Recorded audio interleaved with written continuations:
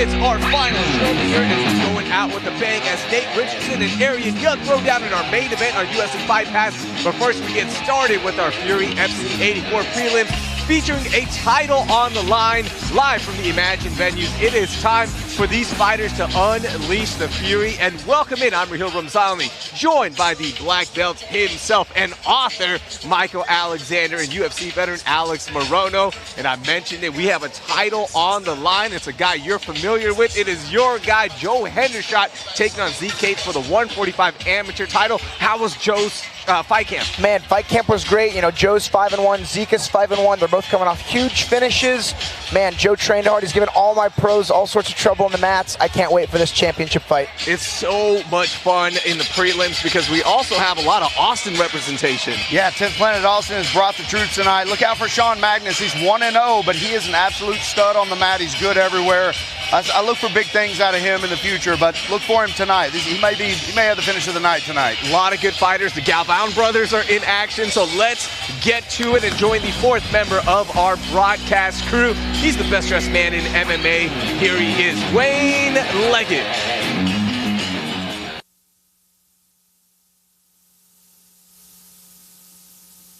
Not go. There, they turned the mic on. Thank you, Jose. Good afternoon, fight fans, and welcome to Fury FC 84 at Escapade at Imagine venues in Houston, Texas. Please welcome to the blue corner for your opening preliminary contest, Jonathan Galvan.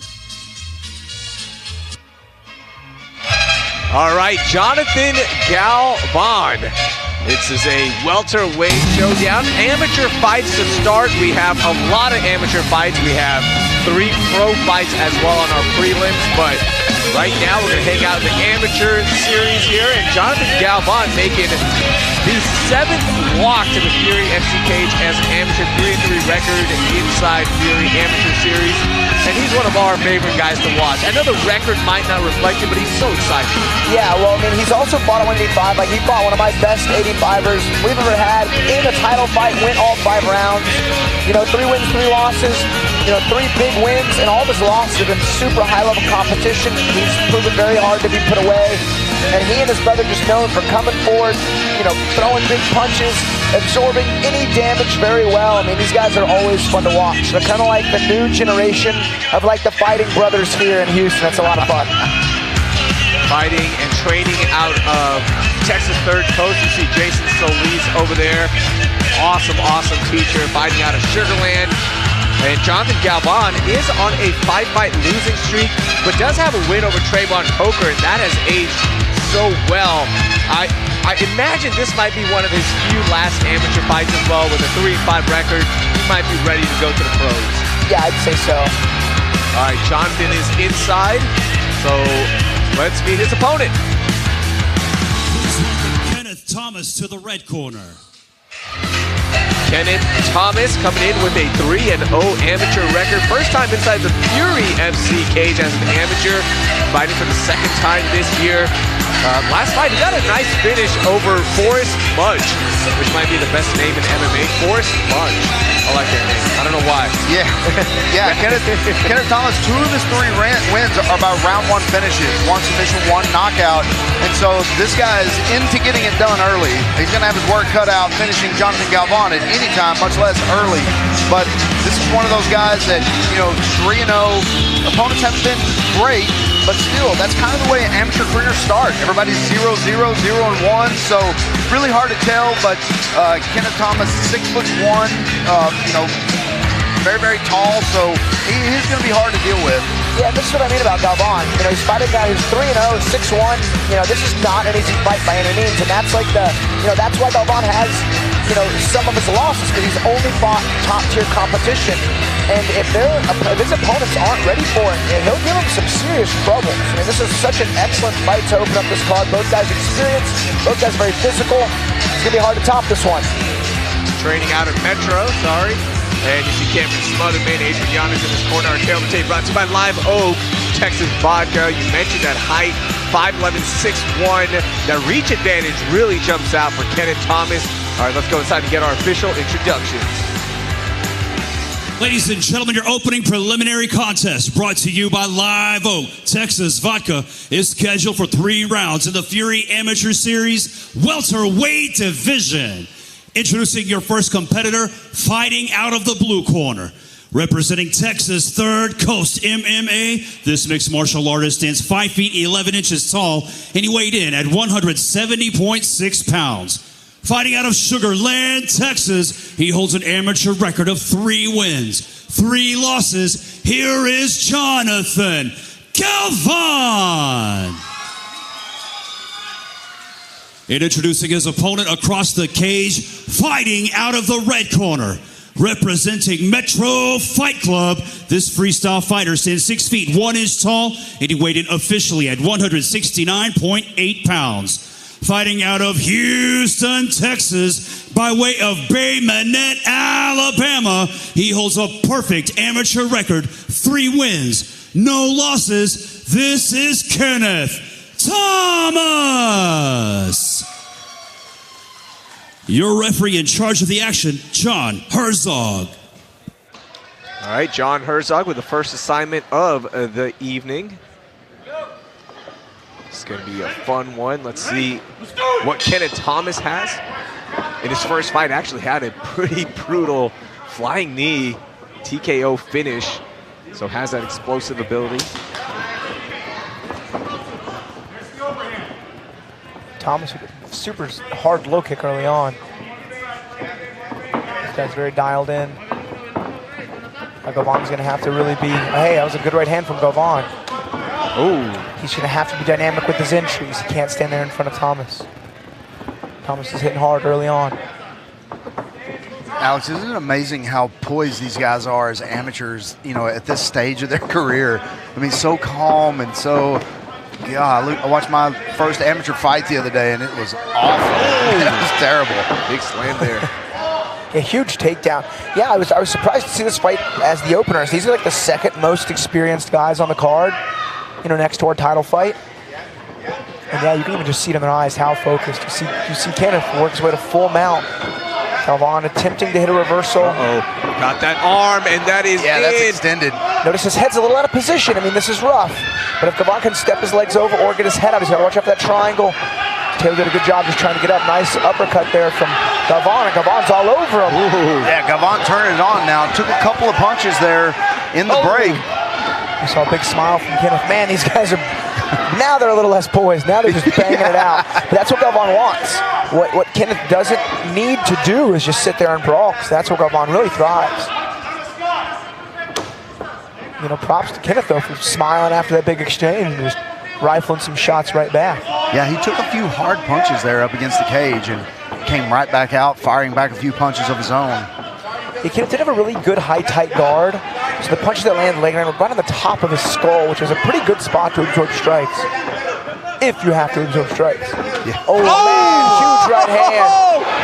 This fight's over. Wow. Yeah, that's a big shot.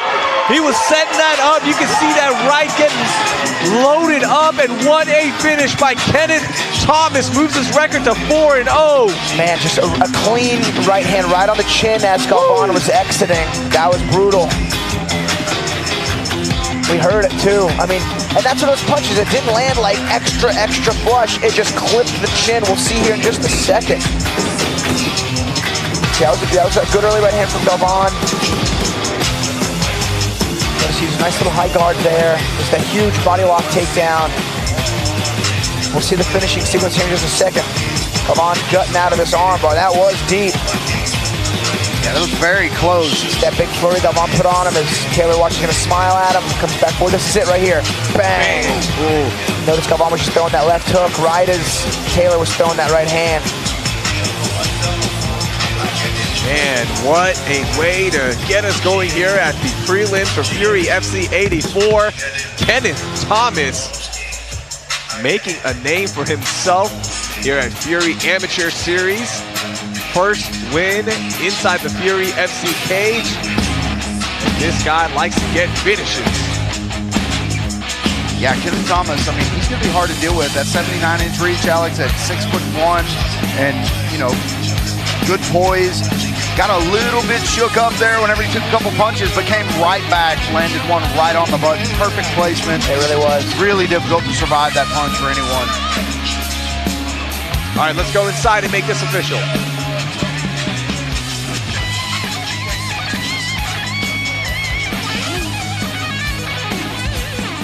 Ladies and gentlemen, referee John Herzog calls for a stop to the action. 2 minutes, 2 seconds into the very first round. Declaring our winner by TKO, Kenneth Thomas. Congratulations to Kenneth Thomas. Hope to see him back here very soon. Same with Jonathan Galvan. We move on to our next fight now. Gotta get the final pictures in. Let's see. Do that on the other side. We should have a designated selfie area after wins, right? They should put half a cage outside of the cage so they can go over there and take pictures. There's Wayne in the background. You can't see him on your screen, but Wayne's just waiting. All right, Wayne, let's meet our next fighter. Ladies and gentlemen, please welcome to the blue corner, CJ Dismore. CJ Dismore, 1-0 record, second time here at Fury Amateur Series. Got a nice win back at Fury Challenger Series 6 over Isaias Gracie with that guillotine in round 1. Yeah, CJ Dismore. So I talked to Andrew Craig this morning a little bit about this kid. Said he has been training forever, but he is one of the most polite kids. He's a yes sir, no sir guy. Shows up to training early, helps clean up the mats. All around, not only is he 1-0, but all around, Andrew just went on and on about what a nice kid this dude was. Yeah, he had a brutally tight, high elbow guillotine, maybe ninja choke in his debut. That was in Galveston. Yeah. That was one of the fight cards of the year. And yeah, I've been actually waiting to see him fight again. He's fighting a pretty experienced Andrew Villarreal. It's gonna be a fun fight. But yeah, man, this guy's good. He's got really dynamic striking, but he jumped on that submission so brutally fast. Man, it was deep. That's the thing about those 10th-planted guys, right? Like, they're so nice. Everyone's so laid back. It's that Austin vibe. But they're so good inside, and they're so quick. That's the other thing. Just that, that switch definitely does flip. All right, CJ is inside. Let's meet our next fighter. Please welcome to the red corner, Andrew Villarreal. Andrew Villarreal, third time inside the Fury Amateur cage. Lost to Andrew Lauterbach back in April at Fury FC 78. It was a split decision loss. It was the second time they were fighting. The first one was a no contest, so we had a chance to get that one again. And there were really good moments for Andrew. He just needs to be more aggressive, in my opinion. Yeah, and he's going to have to be here against CJ Dismore. Andrew Villarreal, he won his debut against Casey Lashley and then had that no contest and then came back and lost that split decision in a great fight, but definitely got the talent. You wouldn't think, because CJ Dismore is 6 foot tall, you wouldn't think that Andrew Villarreal might be the bigger guy. But you can see he carries a lot of muscle on his frame, very, very strong. Very, very athletic, so this should be a good one, Alex. Yeah, he did struggle on the scale just a bit. He came in, about 5 pounds over, and that's a pretty big mark to miss. But looking at him, he looks like he is in great shape. Maybe there were some scientific calculation errors, I don't know. But no stone should go unturned when you're fighting a guy like CJ. It's going to require any fighter to fight on all cylinders,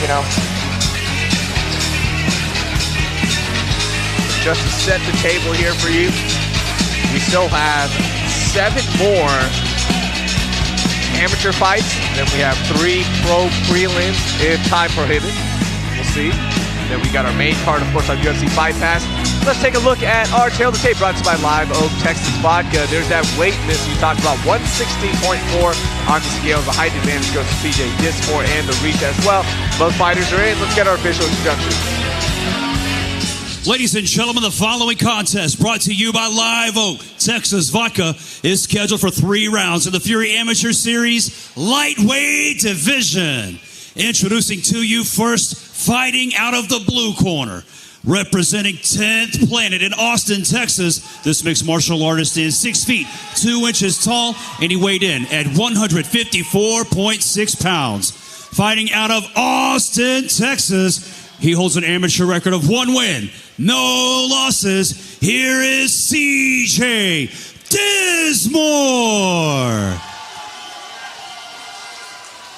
And introducing his opponent across the cage, fighting out of the red corner. This mixed martial artist stands 5 feet 10 inches tall, and he weighed in at 160.4 pounds. Fighting out of Katy, Texas, his amateur record stands at 1 win, 1 loss. This is Superfly Andrew Villarreal.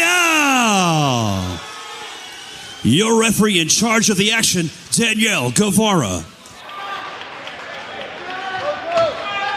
Danielle Guevara with the assignment here for this lightweight showdown. Dismore in the blue, Villarreal in the red. Oh, man. That's what I mean. In his debut, CJ, he was just throwing some snappy kicks, made his opponent shoot, and that's the last move he made. He ended up guillotining him off that shot.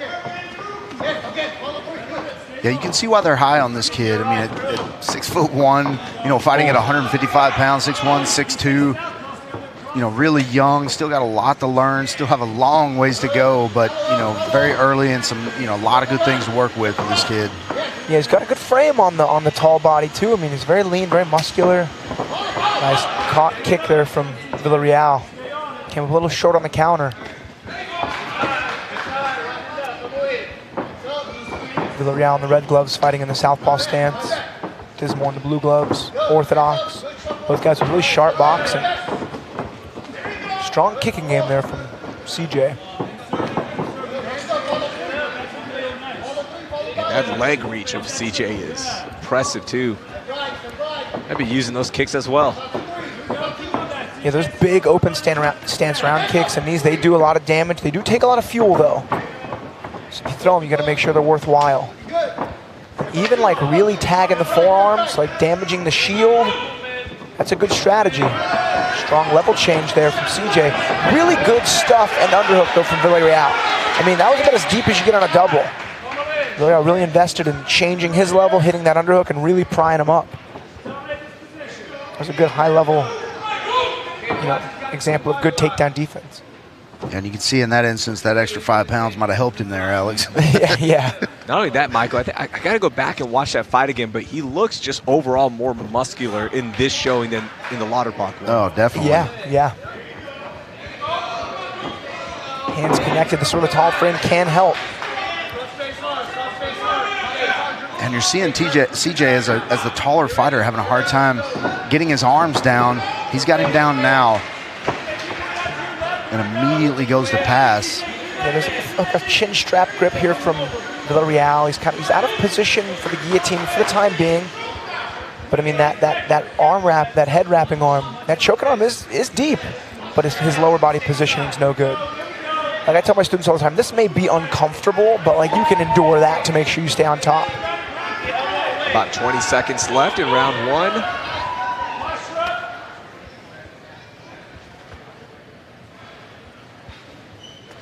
CJ looking from this side like he's mounted, but he's actually in half guard. Yeah. And kind of got that dope mount there with this left leg. Villarreal's got him actually in a lockdown, which is not particularly helpful. But if there's only a few seconds you're looking to mitigate damage, there's a time and place for it. All right, we're going to round 2.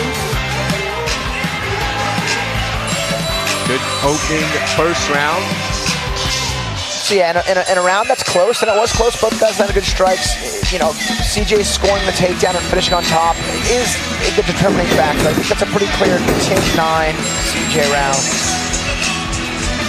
And it's that big, long body kick there, landing from CJ Dismore right off the bat. Here's there where he finally got the takedown. You're right, Alex. That was under the chin. I mean, that was really tight chin strap grip, which, you know, it even magnifies when you've got the gloves on. I mean, you can get it up there pretty tight with those gloves on. But CJ never in trouble there. Finally got to a position where he could punch a little bit. And then, you know, from the lockdown position, you're not going to be able to posture up. There's a submission from the top, from the lockdown position. You can ankle lock somebody from up there. So, CJ, have Andrew Craig teach you that one from the top. It's devastating. A little swelling there under the left eye of Villarreal. Yeah, and to Alex's point, I mean, the damage, the ending on top, I mean, that's a pretty clear CJ Dismore round, in my opinion, also. Oh. Somebody not have a mouthpiece or something? Oh, they're having the doctor check the swelling under his eye. Really? I don't think that's necessary, but I mean, Just to be safe, you know, I might as guess. well. These are amateur fights.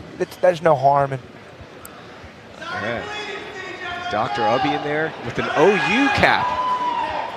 What are we doing? We're in Texas. Home of the Texas Longhorns, who are number 3 in the nation and going to the college football playoffs. All right, congratulations. For the first time ever. Thank you. You guys know this, when Heel's not here, he plays quarterback for the Texas Longhorns. A lot of my money went to that school. And still does. Villarreal pressing forward early in this fight, which is good. That's a good way to kind of take the range away from a taller fighter.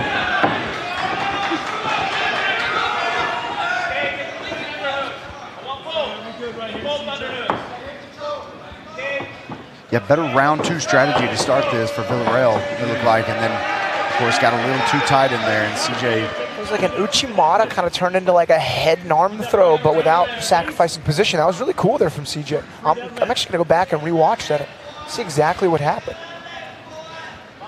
You see Villarreal in on a Kimura. But again, doing these from bottom half can be very challenging. Yeah, 100% of the time, you're just mitigating damage there whenever you're, you know, in bottom half and you have that Kimura grip. He can't punch you with that arm. That's the upside. But there's not a whole lot you can do from there. He can improve his position from there, kind of step over, get his left hip down toward his wrist, and he can pass from there. But once you pass from this, then you do take the risk of being swept. There is the counter where if Villarreal, or I'm sorry, if CJ can get his right leg out and then step over the head, the cage is in the way. There's the counter armbar to those bottom side Kimuras. But you can't sit there and settle, like you said, Mike, in top side. You can get, you know, reversed or tapped. You see CJ looking for a wrist ride, that right arm. And it looks like he's going to get it.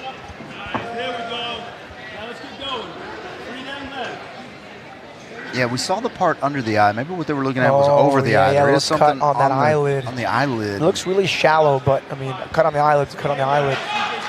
There's actually a high-level bare knuckle fight that was stopped last night from a cut on the eyelid. Jimmy Rivera versus Jeremy Stevens.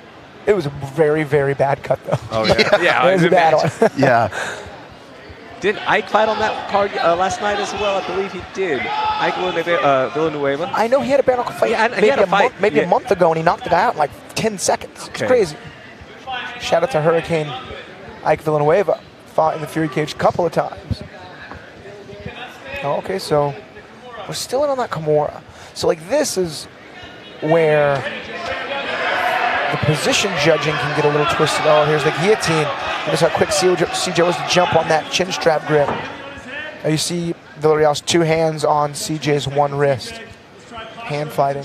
Yeah, Villarreal did the right thing. If he would have tried to get up while he had that chin strap grip, he would have been right into a guillotine. So Villarreal did the right thing by changing position just a little bit.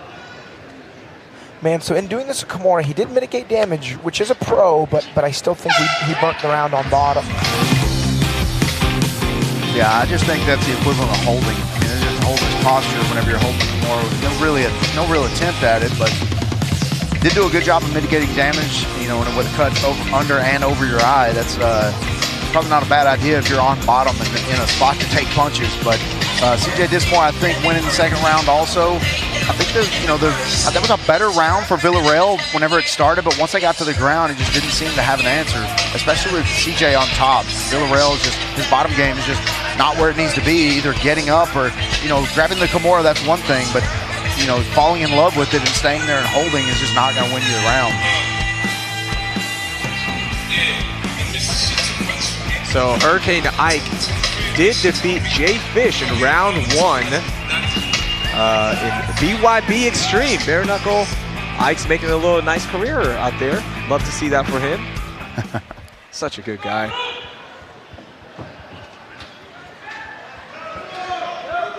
All right, final round.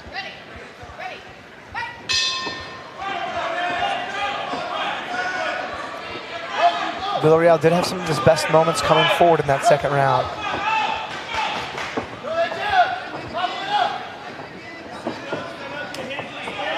Big body kick there from CJ. Oh, nice. His little feint kick into a punch. Oh, nice lead hook. Nice direction change there from CJ. It looked like it was going to get stuffed there at first, but changing directions, continuing to pull on those legs, and now CJ's on top again.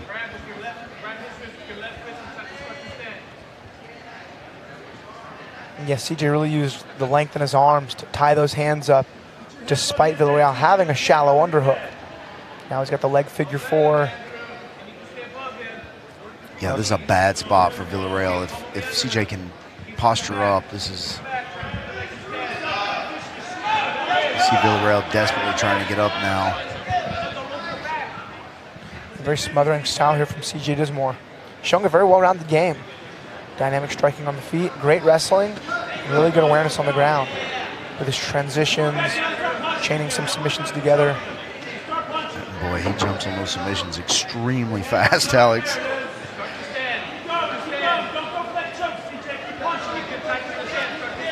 I think he's a little premature going for that rear naked choke with a right hook in, right elbow, rear naked choke. If it was the opposite hand, maybe, but it's going to be pretty easy to spin out of for Villarreal. But in this case, he's going to spin right into something else. Yeah, one thing I like about CJ is his awareness. He's not abandoning position to jump on, submissions that aren't fully threatening.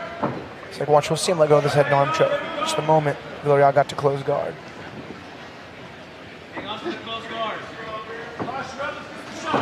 CJ's constantly working to. Yeah, there's no laying and praying whatsoever. You never know which punch is going to open up something, soften up a little bit.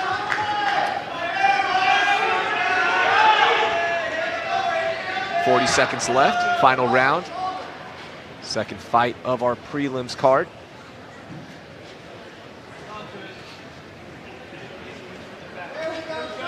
Yeah, with 30 seconds left here, Villarreal needs to sell out to get back up to his feet or get to a position where he could submit CJ Dismore, which I can't imagine happening at this point of the fight. Good knees. Good knees through the foot area. Oh, beautiful. Villarreal does have a bit of a bite, but there's not enough time here. And that's deep. That's a good guillotine. Not only in position on the lower half to finish, but... All right, go to the judges' scorecards and see how they get some highlights here. Yeah, CJ starting off landing those big body kicks. You see a big right hand there from CJ, and then right after, Villarreal counters with a left hand of his own, but that was really the highlight of the third round for Villarreal. It spent most of the third round on the bottom here. CJ Dismore with a dominant performance. I feel like it's a 30-27 unanimous decision. Pretty easy one to call here. But Villarreal very tough. I know this was a tough camp on him. I can tell by the missing the weight, but look forward to seeing him back in here.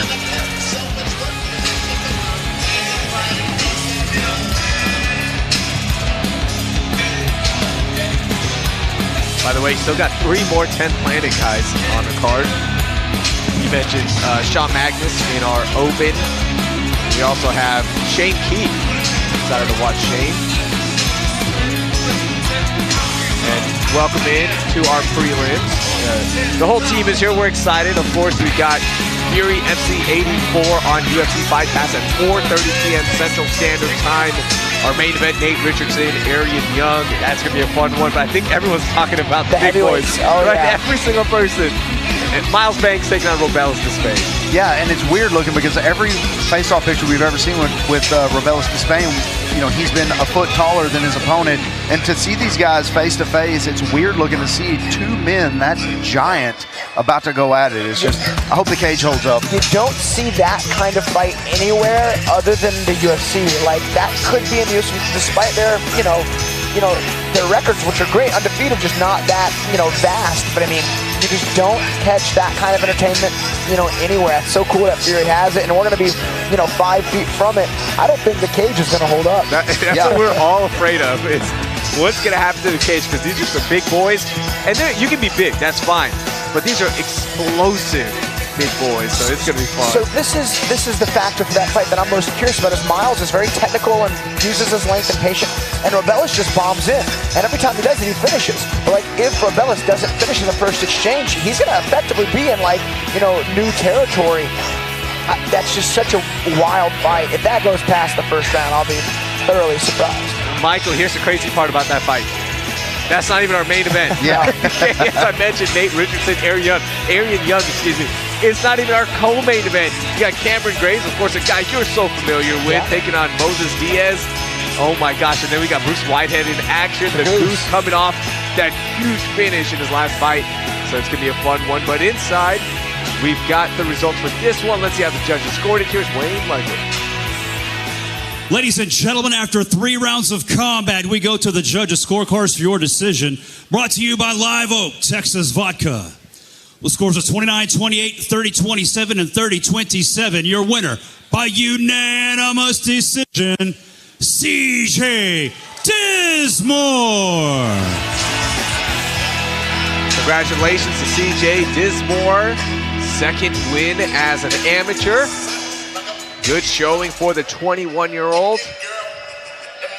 And that takes us to our next fight.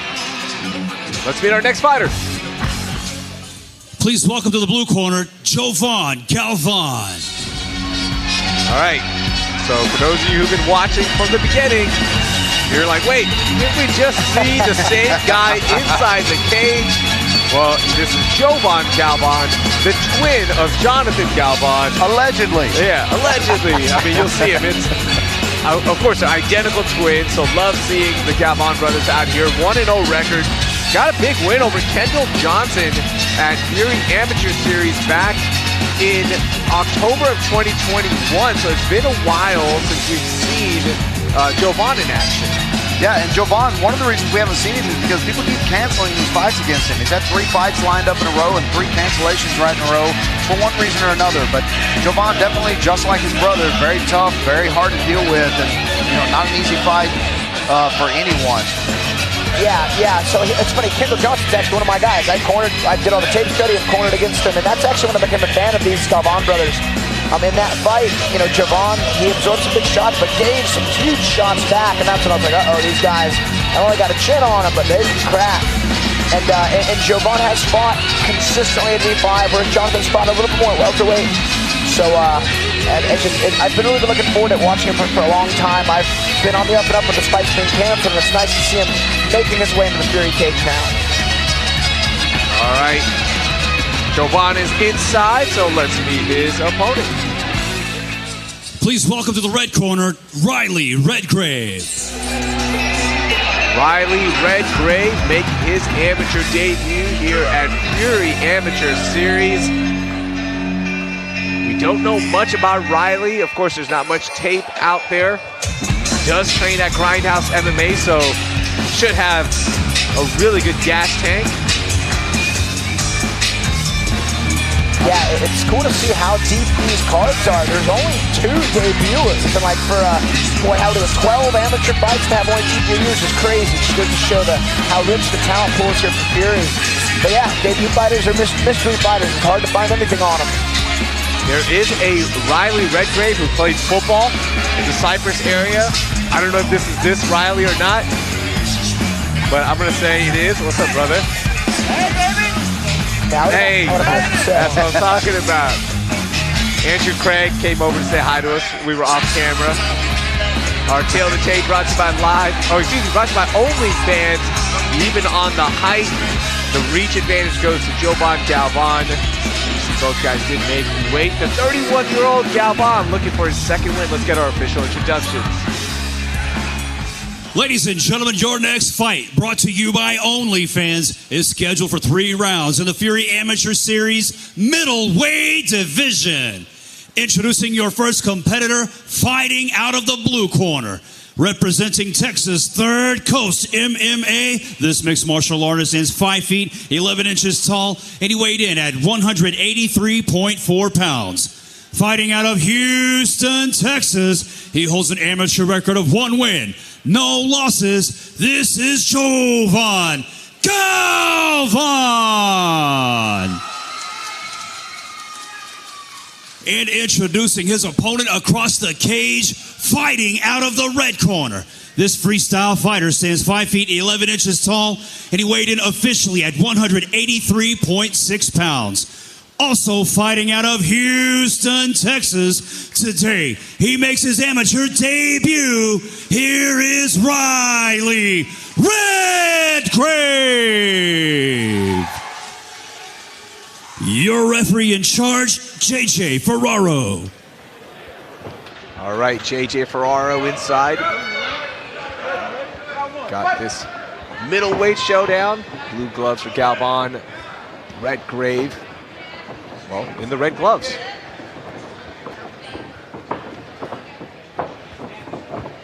This will be a new experience for Redgrave. He's got to find his range. First fight range finding is always such a eye opener. Good movement, good high guard. Nice body shot there from Redgrave.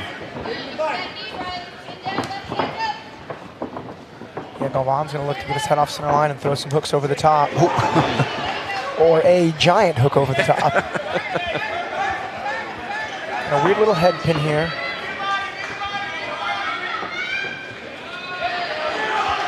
Big knees to the body. That's going to finish. Ooh. No, those were low. They looked low. I was going to say something, but I didn't know. But they looked kind of low. Oh, no. So usually those, getting the old gag. Usually the knees to the body, you can hear them. Yeah. I mean, it's just like a lot of skin hitting a lot of skin, especially like, you know, a fattier area of the body. They look low. Let's see. Waistline. Waist, maybe it's a second. Oh, yeah. And they looked low. The second one especially. Yeah. All right, so Juan Galvan. The fact that Redgrave's not freaking out that he should have been stopped probably means he felt his cup. You know what I mean? Like he's like, all right, that's fair. Yeah, most definitely. Once he got over to the side, the other side of the cage. If I need a guy in the body and he dropped and the ref was like low, low, I'd be flipping out personally as the fighter. So I mean, it just seems like it was an accidental foul, which happens. Thankfully, Galvan doesn't seem too afflicted by it.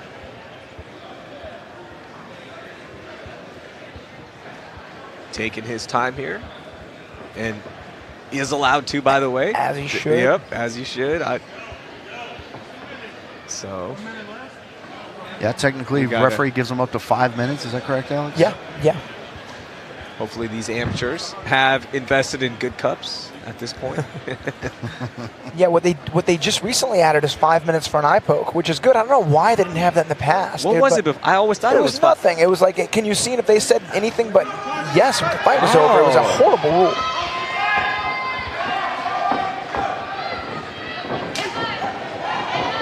Uh-oh, Galvan is upset. I would be too. Coming out with a little bit more aggression here. Ooh!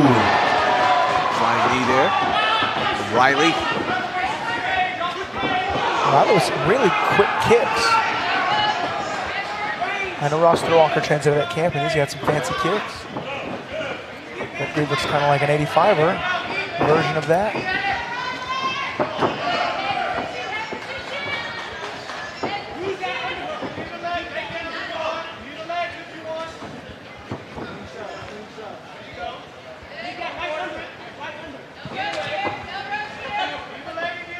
If you had a twin brother, would you ever fight him? Probably your best training partner ever. Yeah. No, I'm saying inside, let's say, it works out. It's like, no, you are the final two, number one, number two. It's a weird family dynamic. That would be crazy. Yeah, there's a lot of personal problems if you're fighting your twin brother in a cage in front of an audience. Yeah. Oh, man, good lift. Yeah, we've seen that twice tonight. We've seen that big body lock drop there twice tonight in two different fights. Both of them looked almost identical. Has the mount now. Big punches raining down, 25 seconds. Notice the wrist control there of Galvan. Oh, those are big shots. That was a big punch there. Uh-oh. Galvan's going to spin hard into him. Oh, this is deep. It's just going to be over. He's got to fight that supporting hand. They're trying to push that elbow. No, he's saying he's good. Gets a thumbs up. Good angle there from Galvan. He's got to keep turning in though. Man. 10 seconds left. Tight guard, kind of high back mount here from Redgrave. Shoof. And for Galvan to have the wherewithal to give a thumbs up in the middle of that super to choke. Good for him. That's when you know you've trained with some savages where you're like, that's all good. I've experienced this before. Man, and also it's a fundamental thing, Alex. The bottom hook was not in. Yeah. And so you're able to slide off there. And I tell everyone this, get out of choking position before you try to fight those hands. Just be out of position. There's a certain spot where you just can't be choked when they're trying to get that rear naked choke, and the side with no hook is a perfect side to escape to. That's exactly what Galvan was doing there. You see it here. See, the bottom hook is just not in. Galvan goes directly to his back. He's out of choking position at this point. It's uncomfortable, but you know, not being choked, and that's why he's able to give it a thumbs up.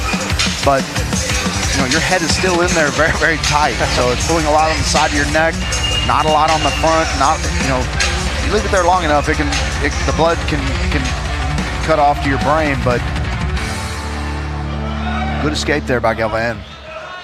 Good first round ever for Riley Redgrave. Had some good moments. Round 2 underway. Yeah, Redgrave kind of went all out for that finish there in the last 20 seconds, Alex. See how that affects him here in the second round. Yeah, he seems like he's in incredible shape, though. Just throwing the flying knees and the big body lock dump. May take more than some fight adrenaline to get this man tired. But that is part of the Galvan strategy. Wear him out and then beat him up.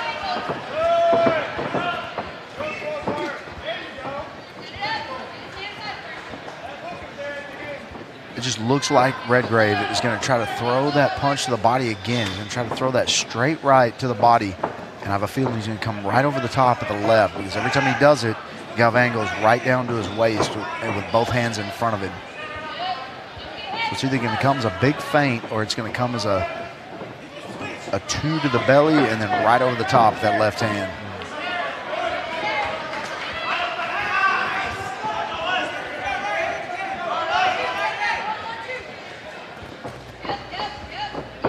Really good coachability there from Redgrave. His coach called for 1-1-2 and immediately started to find the jab. Shows he's listening well. To be able to listen that well in your first fight's awesome. And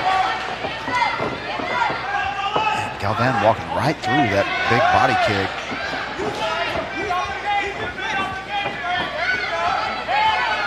And immediately turns Galvan to the cage. Does Redgrave.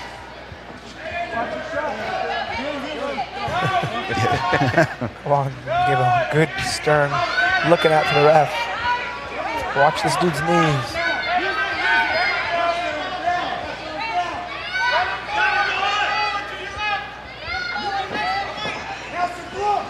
You can see Redgrave was trying to get that leg in front of him, trying to kind of throw his hips into him and get him to fall over his knee. Like a rear trip, yeah. Yeah.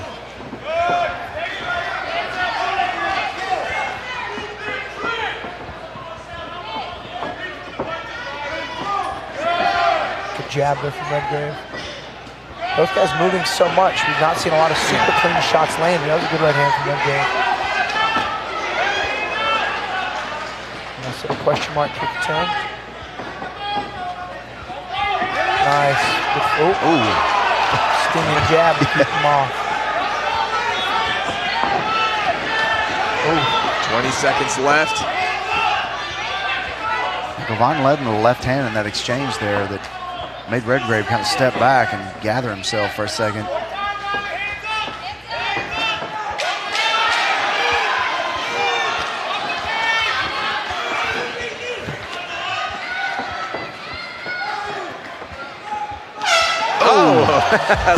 Hey, staying high there in the second round. A little prize to take back to the corner as we head into round 3.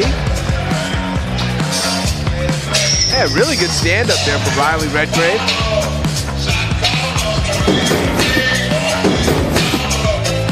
Look at our round 2 highlights. Yeah, Riley with that big body kick to start the round, and Galvan just kind of walked through it. Galvan with a little bit better round here. in the second. He did land some punches. The big right there. And Redgrave tried to take him down. He did a great job with those double overhooks, trying to pull him back up to get him off of that double leg and keep the fight standing. And then, you know, he close to a couple low blows there with those knees again, but nothing doing. And then, you know, once the space was made, Riley landed a few more punches. And then, of course, ending the round with that Superman punch, probably won him the round again. Round 2 was very close, but I think it's still maybe 2 rounds to none for Redgrave. Going to get a look at the eye, it looks like. That right eye of Jovan Galvan.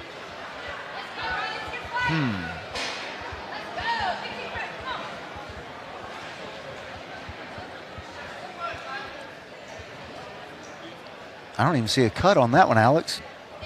No, it's a little roughed up, but I mean, I think they'll be cool. Man. Nothing like putting that big bright light in there. I mean, it's not big, but it is very bright. And they're like, all right, go fight now. Still see those dots. Man, you're checking eyes tonight. You stayed up too late last night. Yeah.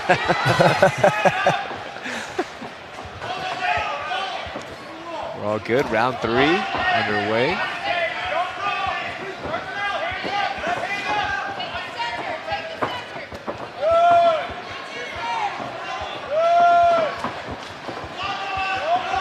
That's what Galvan needs, punches and bunches. Yeah, and you can see he plans on putting the pressure here for this 3rd round. Nice combination there from Redgrave.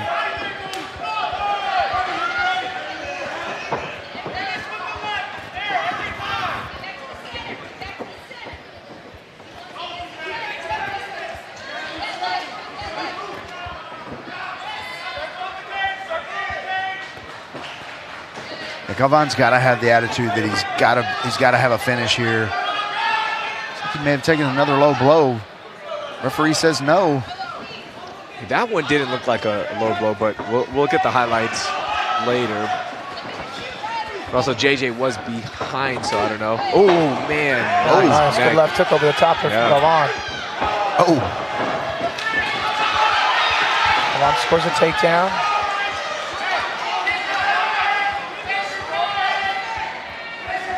Galvan here on top now. This is something we haven't seen in this fight so far, and of course with it being Redgrave's debut, haven't seen him on the bottom yet. Galvan with about 1.5 minutes to work here.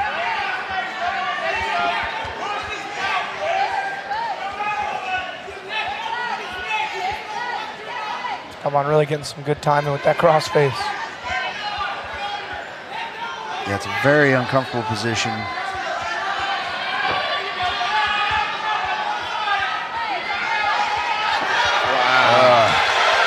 Half guard sweep there from Redgrave.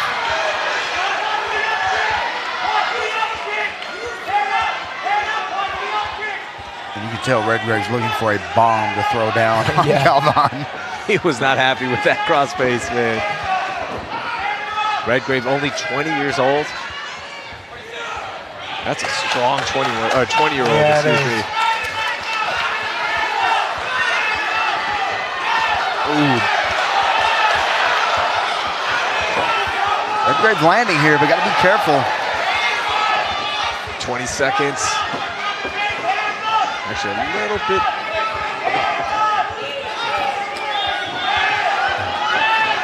Oh, man. Has Galvan on the retreat. Oh, man. I think that was a mistake from Redgrave. Here he goes. He's throwing these bombs here to try to end. 10 seconds.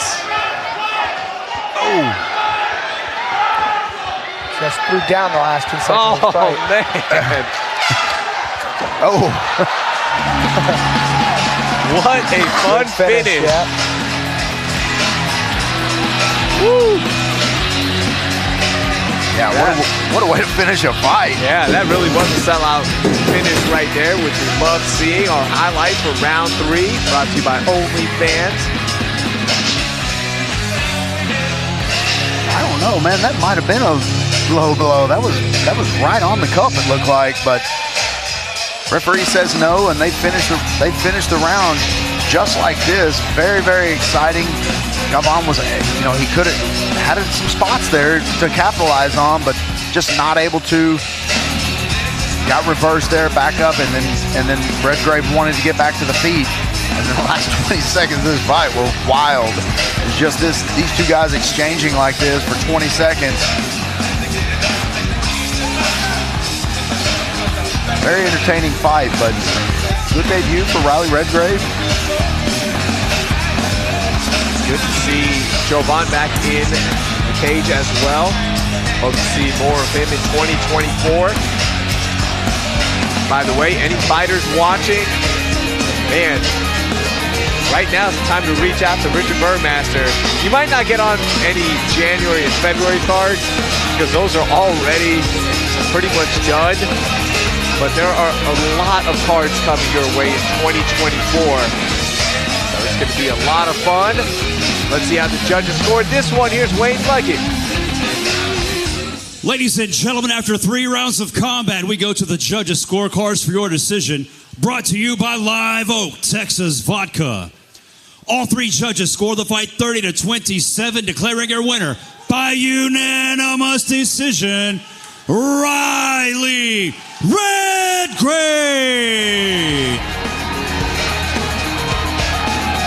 Good debut for Riley Redgrave against a really, really game Jovan Galvan. Yeah, that was a fun fight. All right, let's get to our next fight and meet our next fighter. Please welcome to the blue corner, Sean Magnus. Sean Magnus. It's been a year since we've seen him because the last time he was in action, he got a nice win over Ryan Cook at FC 71 back in November of 2022. Gosh, all the years and months are just all meshing together. But Magnus is a guy that we've been excited to watch again, and here he is, 1-0 record as an amateur and 10th Planet guy, of course. Yeah, Sean Magnus at 6 foot, fighting out of that 10th Planet gym. If you've never visited that gym, go to an open mat. Even if you're just a jiu-jitsu guy, go to that open mat. There'll be 100 people on that mat for an open mat. It's really, really good training there. But Sean Magnus, been training for over 10 years, and he's only 21 years old. He's a brown belt in jiu-jitsu. Really, really good wrestling. His striking is on point, and this guy works security for Joe Rogan at the Comedy Mothership. So, oh wow! He, is always ready. His whole life is fighting. Sometimes in bars, sometimes in the cage. Sometimes polar bears out in Alaska. Right. That's where he's from. Soldotna, Alaska.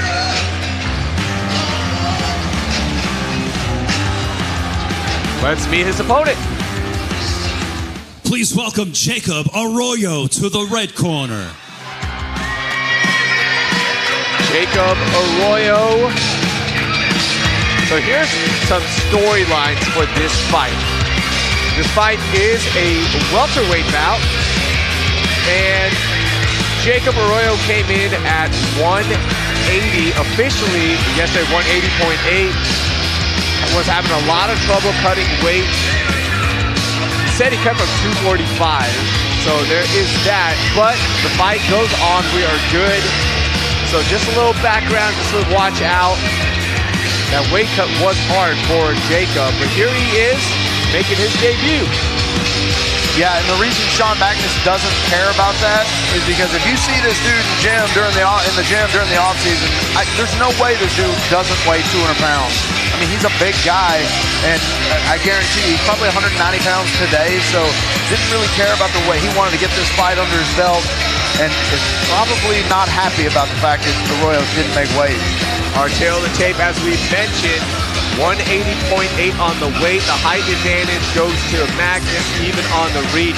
OnlyFans, our sponsor for this tail of the tape. All right, both fighters are inside. Let's go to Wayne Leggett for official introduction. Ladies and gentlemen, the following contest, brought to you by OnlyFans, is scheduled for 3 rounds in the Fury Amateur Series welterweight division. Introducing to you first, fighting out of the blue corner, Representing 10th Planet in Austin, Texas, this mixed martial artist stands 5 feet 11 inches tall, and he weighed in at 169.2 pounds. Fighting out of Austin, Texas, by way of Soldotna, Alaska, he holds an amateur record of 1 win, no losses. Here is Sean Magnus. And introducing his opponent, fighting out of the red corner, representing FSMMA. This mixed martial artist stands 5 feet 9 inches tall, and he weighed in at 180.8 pounds. Fighting out of Katy, Texas, today he makes his amateur debut. This is Jacob Arroyo. Your referee in charge, John Herzog. All right, John Herzog with the assignment. The albino gorilla, Arroyo, and the winter soldier. 2 nicknames for amateur fighters. I like it. And if that's true, Jacob Arroyo came down from 245 pounds. I'd love to see that picture of when he was 245 pounds, you know, assuming at the beginning of camp, which would have been, you know, between 8 and 10 weeks ago. Yeah, Magnus big and muscular.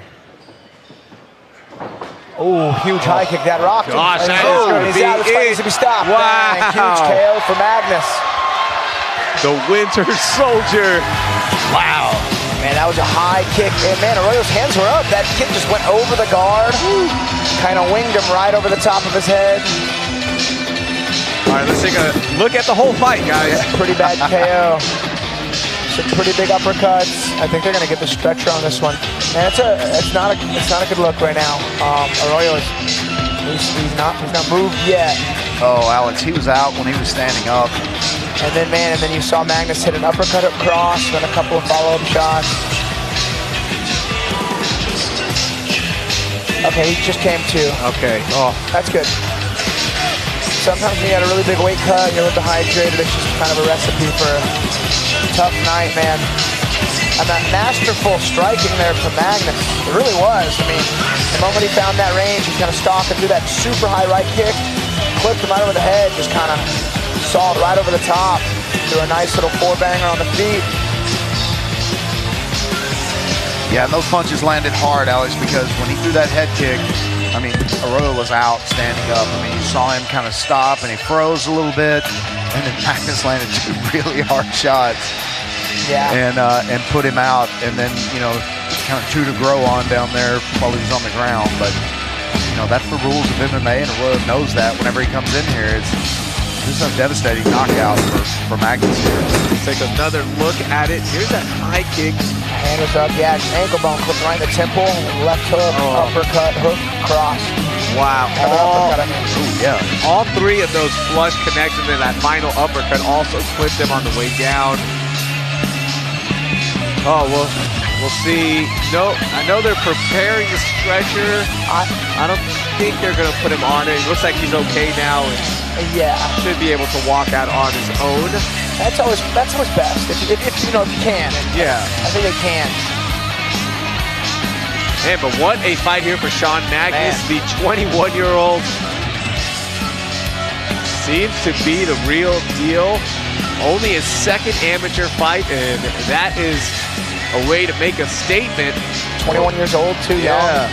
Hope to see him back in action 2024. Hope there's not a big layoff like he did last time. Had a year layoff. Hope to get more action. But hey, somebody has to protect the comedy mothership, right? Yeah, that's exactly right. Yeah. And, you know, you got to have a day job right now. These amateur fights don't pay, so you got to have that day job. But, Alex, to your point, I mean, he's young. He's only 21, but, you know, really the age has nothing to do with it. This dude is really, really skilled. I mean, he has a really high skill level to be such a young guy, which means the future is very, very bright for Sean Magnus. Yeah, very physical, too. I mean, got the full package for, you know, having a good career in professional mixed martial arts. All right, let's go inside. Jacob Arroyo is inside as well, standing. Good to see that. Let's make this thing official. Here's one. Ladies and gentlemen, the end comes 27 seconds into the very first round.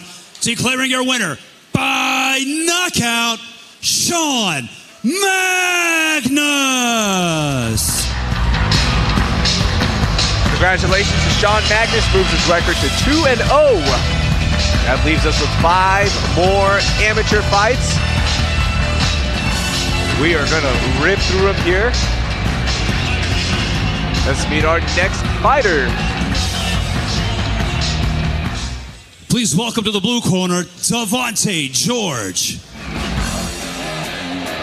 Davante George, the 29-year-old, comes in with an 0-1 record. Coming off that loss to Daniel Perez at Fury FC 70 back in October of last year. Lost via armbar. Was actually having a pretty good fight and just got caught. So excited to see what he has worked on in Davante's game. Yeah, Davante, I mean, you say lost by armbar. It was an unconventional armbar, too. I mean, it was a straight armbar. It was, you know, something that kind of came out of nowhere. But yeah, you're right. It was a very, very good fight. Probably fight of the night right up until that point. Yeah. But I think George is no joke. 0-1 is, you know, there's no shame in that. Davante George is here to fight. Davante George from San Antonio, Bushido Martial Arts, Bushido Warrior. It was just that triangle, and then it turned into that quick armbar. Yeah. We just have great memory, by the way. Yeah. I go back and watch a lot of them. Yeah. They're all starting to just, there's so many fights that we've been calling together. I have to go back and watch. Man, when they asked us to do the best of, man, I was like, gosh, how do you pick that? Yeah, we'll talk about that throughout the broadcast. Let's meet our next fighter. Please welcome to the red corner, Isaias Pereira. Isaias Pereira. 0-1 record. Coming off a loss to CJ Dismore, who we just saw earlier. Back at Challenger Series 6 via that round 1 tap. Has taken a Muay Thai fight as well, so does have that in his arsenal. Yeah, no, knock on that loss to CJ. CJ's a beast. That was that super fast guillotine. And it was about as tight as they get. Get the same back here in the Fury cage. Looking to, put some numbers on the left side of that record tonight. It's a fun fight. Both these guys are in really good shape, and you know they're hungry. Both coming off some losses. I was about to say, Alex, for my money, I really, really like 0-1 amateur fights against each other. Both 0-1. I mean, to me, they typically make the best fights because both these guys are fighting hard for that first victory. They do not want to go down 0-2. So, I expect this to be a good fight. I do expect this to be a standing exchange a lot for both of these guys. Our tail of the tape brought to you by Space City Collective. See that weight right there, 154.6 for Pereira. Height advantage, reach advantage as well for Pereira. The 29-year-old Davante George trying to get his first win. So is Isaias. Let's get our official introductions. Ladies and gentlemen, the following contest, brought to you by Space City Collective, is scheduled for 3 rounds in the Fury Amateur Series Lightweight Division. Introducing to you first, fighting out of the blue corner. Representing Bushido Martial Arts, this mixed martial artist is 5 feet 10 inches tall, and he weighed in officially at 153.2 pounds. Fighting out of San Antonio, Texas, today he looks for his first win as an amateur. Here is the Bushido Warrior, Davante George. And introducing his opponent across the cage, fighting out of the red corner. Representing Renzo Gracie Lake Houston, this freestyle fighter stands 5 feet 11 inches tall, and he weighed in at 154.6 pounds. Fighting out of Houston, Texas, today he looks for his first win as an amateur. Here is Playboy Isaias Pereira. Your referee in charge of the action, Danielle Guevara. All right, Danielle Guevara inside with the assignment for this lightweight showdown in a few amateur series. Oh man, big right hand early on there from Davante.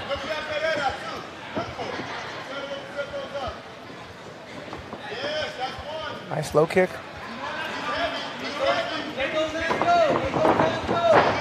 notice the cauliflower ear of Davante. I mean, his ears are pretty chewed up for being a 0-1 AMMY.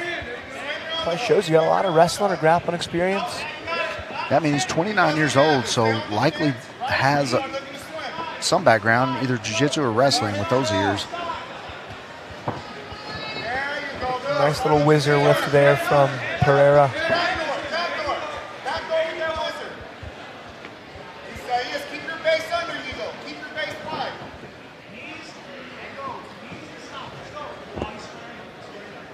Davante putting a lot of pressure on Pereira here.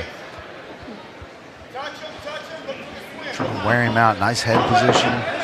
Strong little body lock takedown there from Davante. It's the third time we've seen that tonight, Alex. That's been the least violent one we've seen. Yeah, it sure has been. So you see Davante is in half guard, but he's got the staple. That's really hard to keep when the bottom man has the ability to lift your legs. It was just good half guard to try to scramble out. Yeah, he's definitely got some. He's definitely ranked in jiu-jitsu. That's a high level, movement of the head to make sure that your legs have to follow. It's putting a lot of pressure on the head and neck, and your legs have to follow. So you're basically putting yourself and putting your opponent right into the mount. That's a deep, deep choke now. Davante is still very fresh. The angle's not the best, but it doesn't really matter. And you get a good grapple on your back, cranking on your jaw. Man, that is nice. some good high-level grappling. Very good get-up there by Pereira. That was the weirdest looking get-up I ever seen. It was like he was carrying. That's that body lock takedown number 4. Yeah.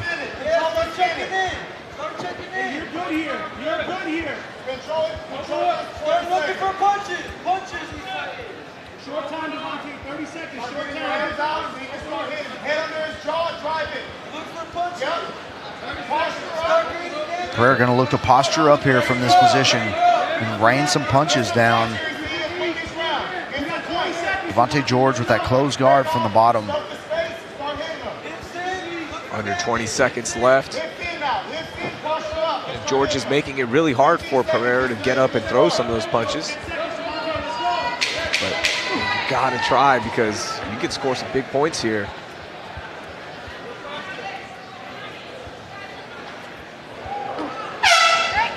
All right, round 2, here we go. Yeah, tough round to call. I mean, it was kind of equal time on bottom, equal in strikes.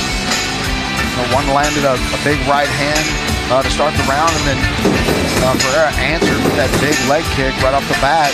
Then went to the ground. They exchanged places for a minute or so each. That big body lock drop there. Yeah, he was a little, he jumped the gun a little bit on the choke.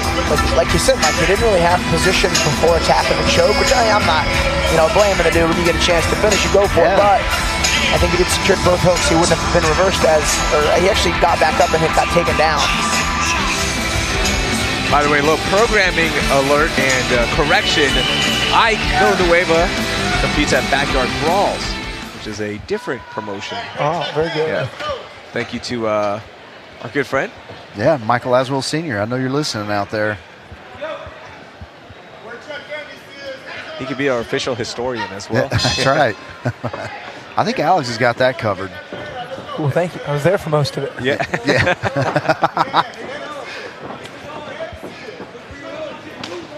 Yeah, if you guys haven't picked it up, if you listen to our broadcast enough, you can see Alex is an MMA encyclopedia. Yeah. He doesn't forget anything. He can tell you details of every fight that's ever happened. And he's not using his phone or anything, by the way. People are like, oh, there's probably somebody feeding him information. No. No, he's Rain Man. These guys are bombing it. Oh! Nice high kick. Isaias is really opening up. Smart for Davante to cling on to him. My wife gives me a lot of grief because I have excellent memory for things that I like. Things I don't, like as much as MMA. I really go in one ear and out the other. Same here. If you ask me about stuff I like, I'll remember it. But if you ask me why I didn't do the dishes last night, I'm like, I don't know. I forgot. It happens. I can remember my phone number from when I was 8 years old, but I can't remember Who fought on the last card we called? Oh, you don't like us? Yeah. Gosh, Michael. Hey, it's been a while since we've done a card, it feels like. It really has. Yeah, we had a nice little break there, but there's not going to be much time off to start Q1 and Q2 here at Fury, because not only do we have Fury FC 85 coming up, we've got the Challenger Series, Amateur Series, Sub Hunter Pro, which is coming up on January 15th on UFC Fight Pass as well, the new home for Submission Hunter Pro. And Alex, you're calling everything, which is wild. Yeah. Love it. I get the second best seat in the house next to the ref. Yep.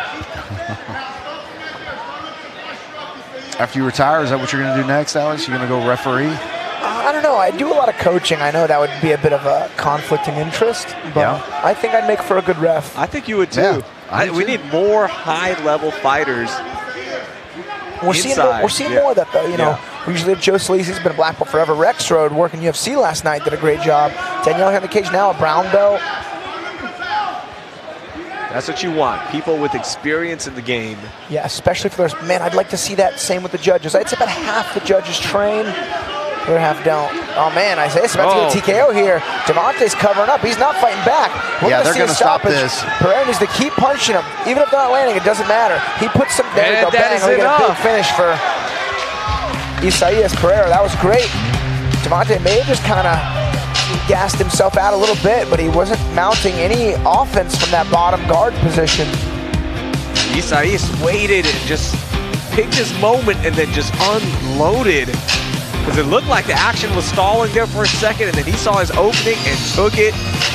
Yeah, it's as if he just kind of read the body language and started, hey, this guy's not really attacking much. And you saw, he just threw maybe like 6 or 7 straight punches from the guard. And you saw Davante's hands just kind of come up to block, but not really improve his position. And these guys also opened up crazy in the second round. Big glancing high kick, but you'll see the exchange right here. The guys just start bombing. And once he got in his position, I don't know what Davante what was happening with him there, but it's rare you see someone stop from just a half guard position there and just with a knee shield and just cover up. So might have been an injury, might have been something that happened to him, might have swallowed his tooth. You never know. Man. Yeah, because there wasn't one punch that really stunned him or anything. No, one shot kind of landed right on his ear. I just kind of think Davante wanted out of there. Yeah.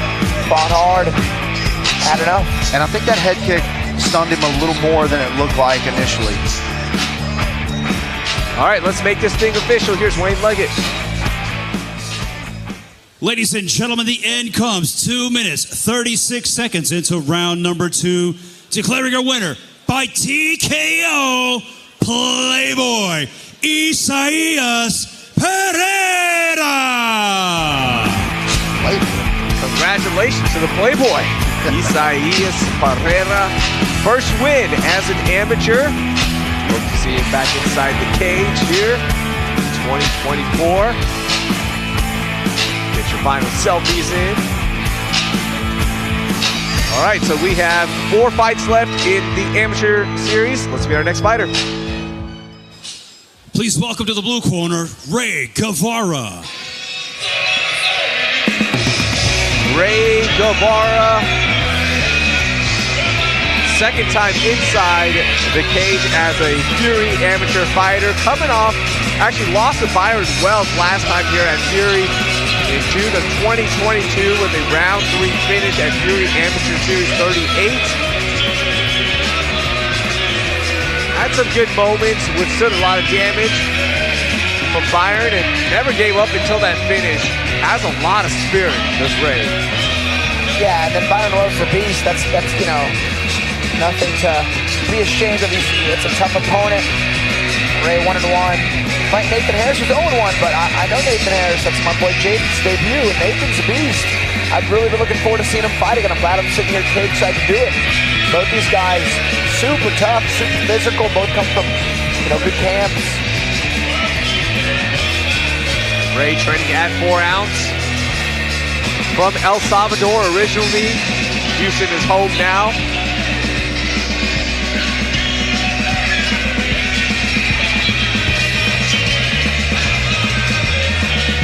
Came in at 158. point more on the scales. We'll look at that on our tail of the tape in a second. Let's meet our next fighter. Please welcome Nathan Harris to the red corner. And Nathan Harris, as you mentioned, coming off that loss to Jade McKinnon at Fury Challenge Series 5. That was a really tough fight, and he had really good moments in that fight. I know you were watching it very closely, of course, but there's some very positive things from Nathan. Yeah, we couldn't find much tape on him. And the one thing we were like, you know, making sure to navigate through was if he's like a man and physical, that was going to give our younger technical guys some trouble. And dude, this guy's a man. He's very physical. Looks like he's in better shape than last time. I know their last fight was a catch weight at 160. This one was at 55. And man, he just threw down super hard. It was a really fun fight. I think it was Eric Garcia's amateur fight of the year. Yeah. And you know, I just been really waiting to see him fight again. Had Jade in a triangle, I believe in round 2 or round 1. Yeah, that was pretty Hey, deep. what's up, Chico? So it's funny, on Tapology, they have Jaden listed as Jade. Yeah, I know why. Yeah, why did you? I know. I like Tapology guys. They're very happy to work with us. All right, Space City Collective with our tail of the tape here. The height advantage and reach advantage. Nathan Harris. Let's get our official introductions.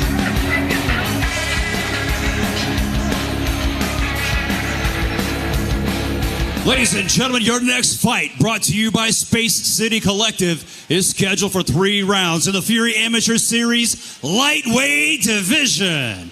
Introducing first, fighting out of the blue corner. This 4-ounce fighter stands 5 feet, 8 inches tall, and he weighed in at 158.4 pounds. Fighting out of Houston, Texas, by way of El Salvador, his amateur record stands at 1 win, 1 loss. Here is Ray Guevara. And introducing his opponent across the cage, fighting out of the red corner, representing FS MMA, this mixed martial artist stands 6 feet, 1 inch tall, and he weighed in officially at 154.6 pounds. Fighting out of Katy, Texas, today he looks for his first win as an amateur. Here is Nathan Harris. Your referee in charge of the action, JJ Ferraro. All right, JJ Ferraro with the assignment for this lightweight showdown. Oh man, big shots early. Big stuff there from Nathan. It's got more of a front headlock than a guillotine. You can see Ray's head was about to pop out. And now he's got to look to just get his hips out and try to break that grip. It's a strong hold he's got, but there we go. And he used it to pummel on underhook. That was good. Nice. Did a good job elevating Ray's hips. Oh, cage grab. That stopped that little Haragoshi from working. Oh, yeah, that was a big cage grab. Big cage grab. That was in the middle of a throw. Yeah, that completely changed the outcome of that throw. And now ends up on the bottom himself. Quick get-up attempt here from Nathan. He's in on the leg looking for reversal. I think Ray needed to keep that body lock as to avoid this little angled exit. You guys are scrambling hard early on. Now, like you mentioned, Real, Nathan's got a good closed guard game. He's strong. He's got the long limbs. See if he tries to set up a triangle. That's exactly what he's trying. Yeah, that's exactly what he's trying to do. He's trying to grab that wrist. He wants to push that down between his legs. Like Guevara sniffed that out right away. It's funny, of all the things the 4-ounce guys are best at, I'm telling you, it's their submissions. With Daniel Pereira as their team captain, he's one of the craftiest grapplers you'll ever meet. And hopefully not train with, because he'll hit you with some hard stuff. You see that little elbow stuff, but Ray's using it to try to pass. He's going to swing that left leg all the way up and over the shoulder if he can get it there. He's got a bit of a butterfly hook now. Reloaded close guard will give him another chance. Try and reload one more time.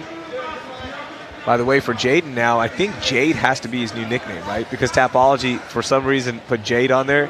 That has to be his new nickname. Come on. No, we'll let him get that organically.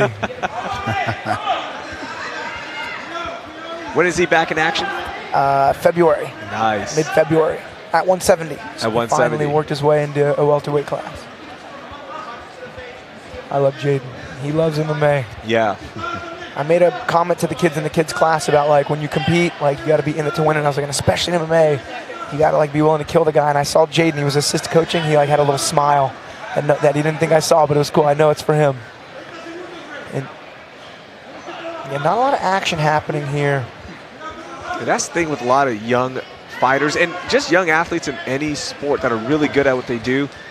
If you don't love it, you're not watching a lot of it, you're like all in. That's hard for me to like believe you're going to be great. I think you have to be just all in and love the sport. Well, just in martial arts in general, like even teaching the kids classes, I can tell when their parents make them do it because it requires so much. And like it requires so much, just like physically and emotionally.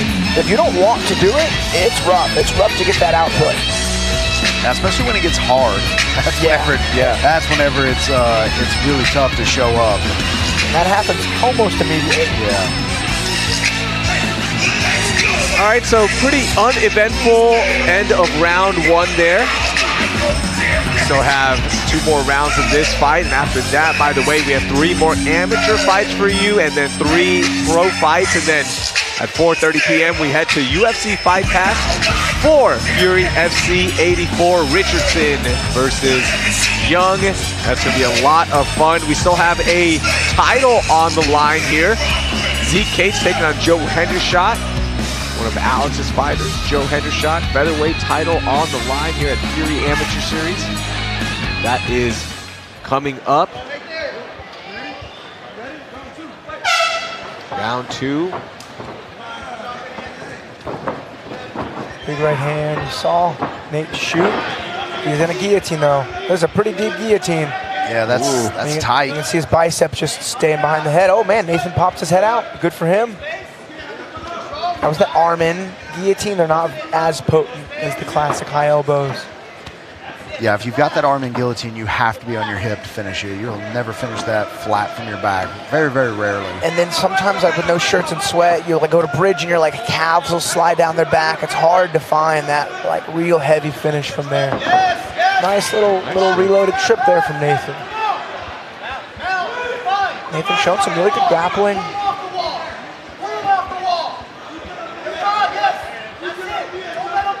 He was in a position there, it looked like to go to mount, and he chose not to. He wanted to trap that arm. And here we go. Guillotine attempt here from Nathan, maybe, we'll see.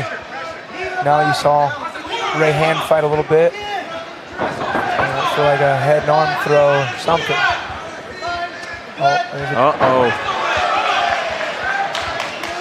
Gave up immediate position on that. The throw attempt was trying to pull the neck, and now in a world of trouble is Nathan Harris. Reversal. It's a post battle. Notice both guys have that one-armed post. Nathan hits, doesn't hit the reversal yet. Not quite out of it.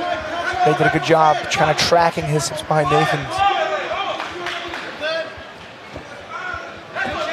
Guevara doing a good job of maintaining that back control. Yeah, he sure did. He's riding a little high, but he's got double underhooks. That's what you need. It's going to be hard to hold if he stays this high. Yeah, as a matter of fact, if Harris would have stood up just now, like he is now, if he stands up, Guevara's probably going to go over the top. Especially when he's got that, you need 2-on-1 on that one arm. But whenever you do that, you are going to take a little bit of punishment from that left hand. Under 1 minute in round 2.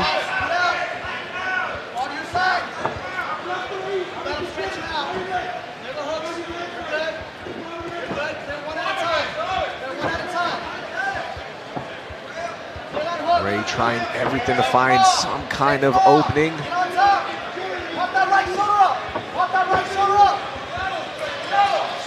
Well, Guevara doing a good job of maintaining position here, but he's almost underneath Nate Harris now. Well, he was playing with fire, riding that high, and eventually it did give away the position. Oh, it's a big right hand. And Nathan's getting after it. They traded a right hand for an up kick. A little capoeira style spin hook kick. Little big right hand, big body shot. All right. Fun end to the round. Grueling pace too. I mean, I know it's not the most. That was a good round. That second round was good. I know the first kind of grappling fest wasn't that exciting, but it's required so much energy and effort to pressure and push and, you know, hit these reversals. Yeah, especially from the position they were in. It's not just back control. It's they're flattening you out. They're heavy hipped and, you know, trying to get out of that position, trying to clear the legs and still stay, keep your neck clear. I mean, it's a lot to deal with.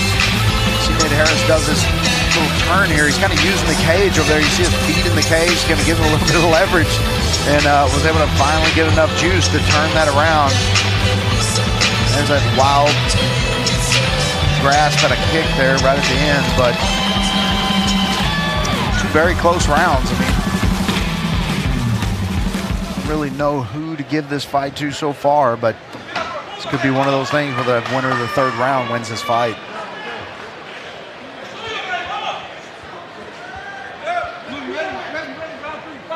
All right, we'll see if it even gets to the judges' scorecards. Nathan Harris is trying to make sure it doesn't with that kind of half-hearted flying knee attempt, but you never know. Has a nice advantage here. Yeah, he didn't do a very good job of hiding what he was planning on doing to start the third round. He's got to get that right leg around the waist. Left leg doesn't matter. He's got to get the right leg around the waist. I mean, that's deep, but he's got to get the non-choking side leg around. Yeah, he's definitely got to come up on top there whenever this happens, and he's not able to do that. And now he's in a bad spot. Inside control, he's still trying to control that head, but it's never a good idea to continue holding that. This is exactly what happens. And now it's really easy to put leverage on that, get that elbow above the shoulder, and then, you know, this is where the damage starts. See if Ray can take advantage of this position again, but slips off. And now Nathan with the back. Yeah, again, Guevara getting very high with both hooks in, and, you know, Nathan Harris able to sneak out the back door, and now has the back of Guevara. Body triangle locked in. Yeah, and this makes it extremely difficult because with these 3-minute rounds, there's not a lot of time there to work, and you know, from this position, it takes a while to get out of this position. Renegade choke attempt, but you see a supporting arm. He's got both hands on it. Good hand play there by Ray.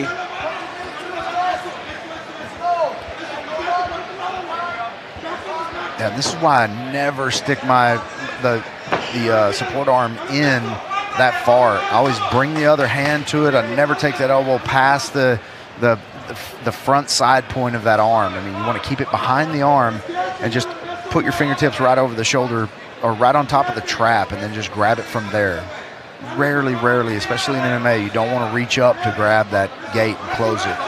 They'll grab it almost every time, Alex. Got the reversal here.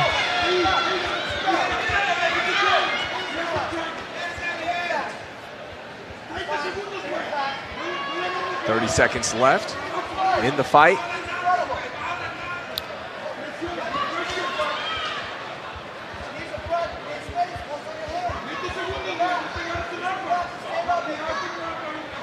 Either guy have something here in the final 15 to avoid it from going to the judges' scorecards.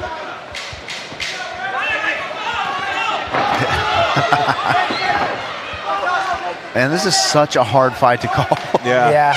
This is a really tough fight to try to score. All right, I'm gonna make you do it though, Michael. Give me a winner. Man, I'm gonna say it's a majority draw. Yeah, we may see a split here. Both guys fought hard, but there was some technical errors on most grappling exchanges that led to those reversals. But that's the whole point of being an amateur. Hit those strong lessons inside the cage. Yeah, and that's what you want to see in a win or a loss. You want to see those points, and you can see some definite things to work on. And both guys, they can go to the gym on Monday. There's some definite things that they can work on. It won't take long to fix those things, and then they'll be right back in the cage. Those technical errors like that, Alex, easy to fix, easy to show. They're drillable. They're things you can actually do to make sure that doesn't happen again. And that's what I expect from both these guys. They'll both get better. And no matter who wins this fight, we're going to see a better version of both these guys next time we see them in here.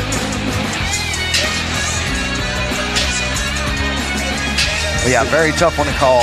I'm guessing majority draw, but let's see. All right. Wayne is talking right now, getting those results in, and he'll be inside it shortly. Our feature fight of the night is coming up next. Randy Gonzales takes on Terrance Chatman. Bunch of heavyweights going at it. And still to come, Zeke taking on Joe Hendershot for the 145 amateur title. All right, Wayne is inside. Get both fighters to the center. See how the judges scored it. Here is Wayne Leggett. Ladies and gentlemen, after 3 rounds of combat, we go to the judges' scorecards for your decision. Brought to you by Space City Collective. With scores of 30-27, 29-28, and 30-27, your winner by unanimous decision, Ray Guevara. All right, Ray Guevara with the unanimous decision win. Congratulations to Ray. Gets another win, moves his record to 3-2. Y'all ready for some big boys? Always. Man. Let's get this, let's get our next fighter in. Here's Wayne Leggett. Please welcome Terrance Chatman to the blue corner. Terrance Chatman. Everyone's been talking about him. The Metro guys love him. And he is here ready to fight. 1-0 record, getting that win off of Amin Gassimi in August at Fury FC 82, which was a nice showing. It was a fun one. And is now training at 4 ounce. Was with Metro before. Yeah, he slept that guy bad too, the bad KO. Yeah. Or a great KO, however you want to look at it. But I mean, it was a good one. Yeah, you see Michael Laswell Jr. coming out there with him, the headliner for our January 21st show here in Houston.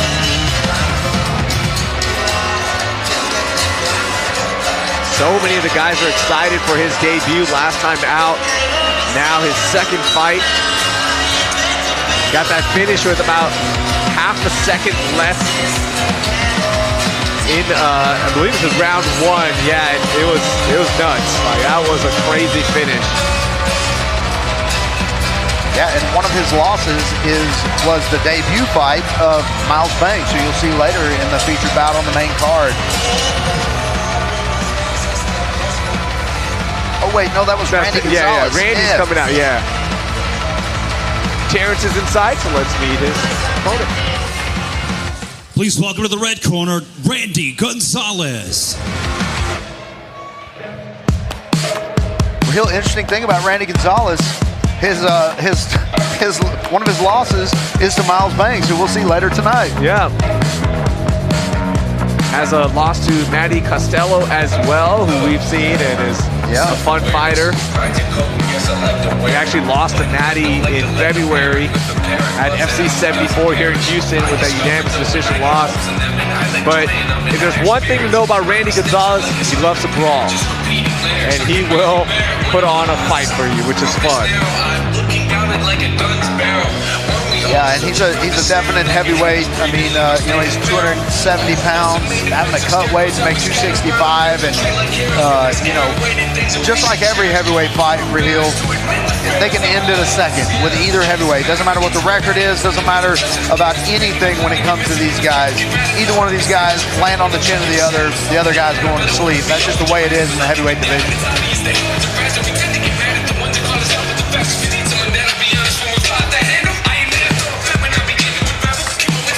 Randy Gonzales started that amateur career at 2-0.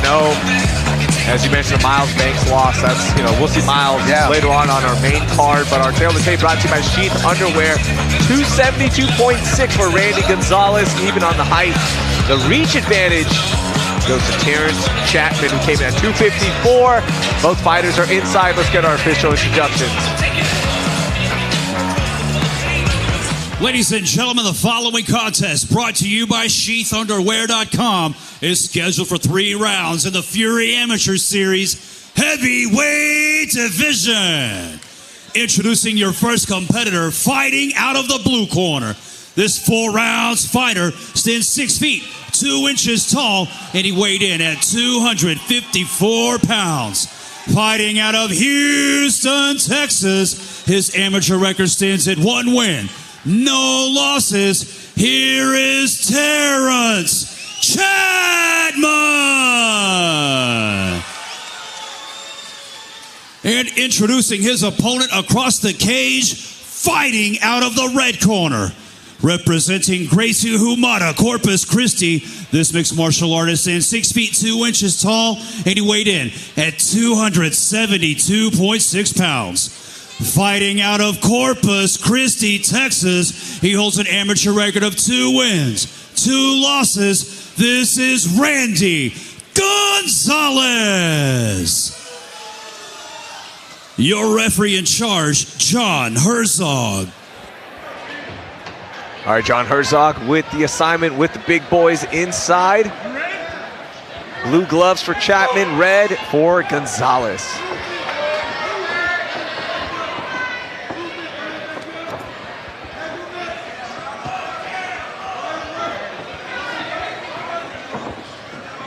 And especially in the first 30 seconds of these heavyweight matches, I'm always holding my breath, because any one of these guys, when they're this fresh, when they're still throwing this hard, you know, they can end a fight very, very quickly. Randy Gonzales with a shot here. Kind of surprised to see that.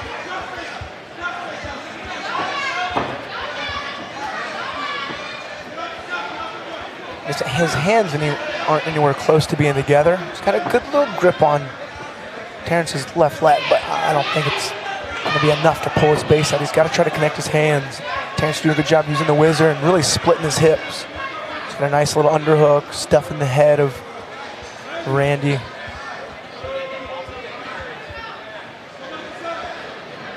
Yeah, this is a bold attempt here from Randy. If he fails this, he's going to be tired with nothing to show for it.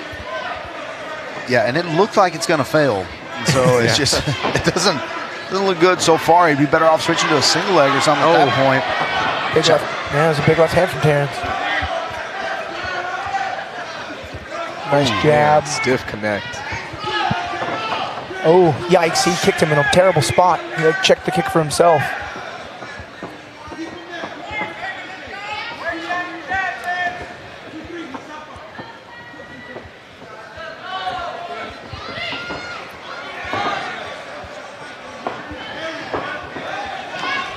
Oh, big right hand.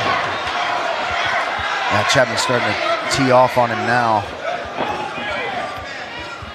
Chatman doing a good job, you know, checking those kicks, making sure he's not getting kicked anywhere vulnerable. I can't tell if he made his leg bleed by kicking him, if he maybe swiped him with a toenail or something. Oh, probably so. Yeah, it looks like a toenail. It's like a gross jiu-jitsu cut. Yeah. God, toenail cuts are the worst.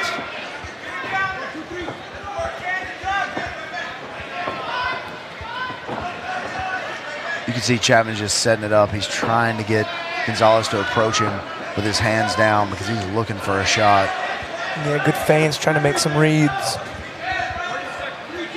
What Chatman's trying to avoid is, like, you know, corking out a big punch and Randy coming underneath and grabbing his leg. Under 20 seconds, left connects there for Chatman. Good right hand. This is about the finishing mark. Big right hands, big uppercuts. Can he do it again? Can he get another big finish? Round one. Oh, big right hands, big right hands. Hey, here we go. That's it. Again. No way! Congrats to Terrance Chatman. Terrance Chatman is the master of the second left. finish. He does it again. There may have actually been 1 second left. That was 1 second left. His last fight, there's half a second left. Wow. Terrance Chatman is a pro at putting people to sleep with no time left. Wow. Man, he pinned up already on the cage and just started finding the right hands and the left hooks. That was a nice little uppercut. A good short right hand, good left hook right there. It was the right hooks, just right in between the guard. It's those same punches that really put him out. Nice left hook. Good uppercut. Yeah, there's right hand. Oh. Big shot. Man, what are the odds of that? First two fights come down under a second. And you could tell he was just at that 10-second mark. That switch just went to finish. Yeah, that's when he gets the most comfortable with his accuracy. Wow, let's make this thing official. Here's Wayne Leggett. Ladies and gentlemen, the end comes. 2 minutes, 59 seconds into the very first round. Declaring your winner by TKO, Terrance Chatman. Terrance Chatman fighting like he had an appointment in the second round to go somewhere. Did not want this to go to the second round. 2 minutes, 59 seconds. What a knockout. Terrance is with us. He's like, I don't want you guys to have swing bouts today. We're trying to finish everything here. Thank you, Terrance. All right, let's get our next fighter. Our selfies wrap up here inside. Let's go to Wayne. Please welcome to the blue corner, Juan Najera. Juan Najera coming off that big win against Noah Nwade at Fury Challenger Series 8 back here in October via unanimous decision. Had some really good stand-up and was very sharp for a first-timer. Yeah, and Andrew Craig told me the same thing this morning, that this kid's stand-up is really, really sharp. He really likes this kid. I mean, he thinks he's extremely scrappy. He thinks he's one of his best future prospects at that gym, just because he just loves fighting so much. I mean, he's really crisp stand-up, really, really good. Andrew couldn't say enough nice things about him this morning. Has the Texas shorts on. Yeah, of course. There's something about that love for UT down in Austin, right? Yeah. Even if you're not from there, represent it. But Juan is from Austin. Yeah. Hometown of Austin. Of course, trains out there, 10th Planet. Yeah, and he's already doing some camera work right here while he's before he even gets into the cage. The 31-year-old is inside. Let's meet his opponent. Here's Wayne. Please welcome to the red corner, Sebastian Oyervidez. Oh yeah, the smooth operator, Sebastian Oyervidez. Any man that comes out to a little George Michael, I'm with it. Yeah, you want to dance for Hill? I do. One of the great lyrics of all time. Guilty feet have no rhythm in this song right here. That's right. Oyervidez, no doubt what he wants to do, Rahil. Oyervidez wants to get this fight to the ground. Feels like he can out-grapple Juan Najera. And, again, he's one of those nice young prospects ready to come in here, make some noise here in this division. Our tail of the tape as you hear Careless Whisper in the background. The 31-year-old Juan Najera with the height advantage, reach advantage. Made weight 130.64 this catch weight bout.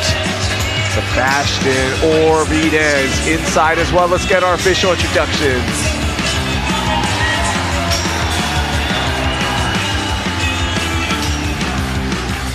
gentlemen, the following contest, brought to you by Howlerhead Whiskey, is scheduled for 3 rounds of the Fury Amateur Series at a catch weight of 130 pounds. Introducing to you first, fighting out of the blue corner, representing 10th Planet in Austin, Texas. This freestyle fighter stands 5 feet 8 inches tall, and he weighed in officially at 130.6 pounds.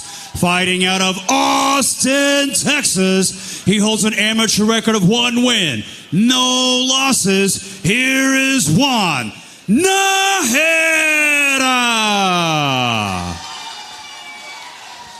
And introducing his opponent across the cage, fighting out of the red corner, representing Urban Jungle. This mixed martial artist stands 5 feet 6 inches tall, and he weighed in officially at 128.2 pounds. Also fighting out of Houston, Texas, he too holds an amateur record of 1 win, no losses. This is Sebastian Oyervidez. Your referee in charge of the action, Danielle Guevara. All right, Danielle Guevara with the assignment. Najera in the blue, Oyervidez in the red gloves. High kick to start us off. Oyervidez, I mean, he considers himself a grappler, but he does have very, very good striking also.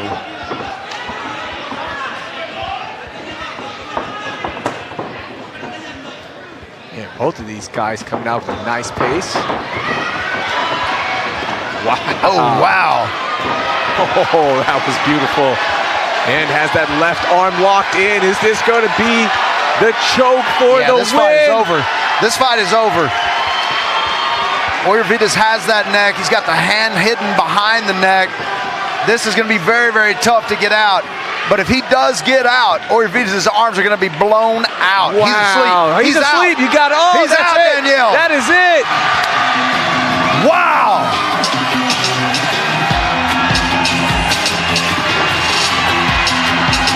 Oh, wow. He put him to sleep. That was indeed. That was an insane grappling exchange. Oyervidez might be the fastest grappler I've ever seen. How smooth was that? Man, so smooth and so fast.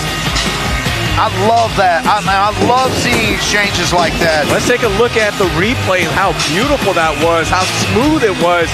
That's why I call him the smooth operator. And you saw that peek out, and then he pulled on the hips, put both of his feet in the back of the knees, the pit of the knees, to get this down to the ground, and then that was very, very tight. I can't believe Najera lasted that long. Yeah. I mean, that was 10 or 12 seconds in that choke, and then he was absolutely out. Beautiful performance by Sebastian Oyervidez. Man, that was a blast to watch, and what a finish in our co-main event for the amateur side. Yet to come, we still have our title shot. Zeke taking a Hendershot for the featherweight title. Yeah, you can see Rahil, not only is he an MMA prospect, he is a grappling prospect also, one of the top bantamweights in the country. Woo! He is ranked number 6 as a bantamweight, and he showed it. Here he is. Let's make this official. Here's Wayne Leggett. Ladies and gentlemen, the end comes 49 seconds into the very first round, declaring our winner by technical submission due to a rear naked choke, Sebastian Oyervidez. Man, wouldn't be shocked, Michael, if Sebastian gets a amateur title shot maybe. Who knows? Look, man, I know it's his second win, but that was impressive. Who knows what happens? I don't want to start rumors, but that was impressive. Yeah, skill level-wise, undoubtedly, he could definitely do it.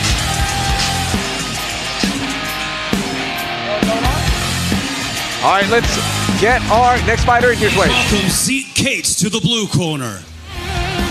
All right, Zeke coming out for this title shot, and joining us on the broadcast is a man who's famous around these parts. Michael Aswell is here.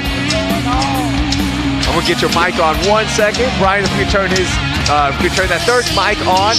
In a second, we'll get you on. Hello, y'all hear me? Hey, Yeah, what's how up, about that? Michael? How you doing, man? I'm good, man. How y'all doing? Doing all right. We've got a featherweight amateur title on the line. Okay. Zeke coming out first. 5-1 record. Third time inside the Fury cage as an amateur. Coming off that big win over Jonathan Kinski. That really propelled him to the title shot, Michael. Yeah, I mean, his only losses to Daniel Rosario by decision. 3 of his 5 wins are finishes. So, you know, this kid, you're right, that catapulted him, but this kid has a history of winning. So, you know, if he can get, he's right on the cusp, probably wants this title so he can figure out when he's going to turn pro. Should be very, very close for this kid. All right, Zeke inside. Let's meet his opponent. Please welcome to the red corner, Joe Hendershot. Joe Hendershot coming in with that 5-1 record, 7-time inside the Fury cage as an amateur. On a 2-fight win streak, coming off big wins against Devin Jones last time out, and got Damien Orande as well. And everyone's talking about Hendershot, Michael. This kid has some magic in him. I love seeing up-and-coming prospects. I remember I was just here only a couple years ago. Yeah. Man. Yeah, we were watching you. We were calling your fights when you were in this exact position. So, yeah, we know exactly where you're at now. Michael Aswell Jr., if you don't know, if you're just joining us, Michael Aswell Jr., the main event here on the January 21st card right here in this venue. And Michael Aswell, we could see a fight later on today that could have some implications on the winners of that one and this one. Oh, yeah. I have my eyes set on that last fight for sure. I know Aaron Young, he's a tough dude.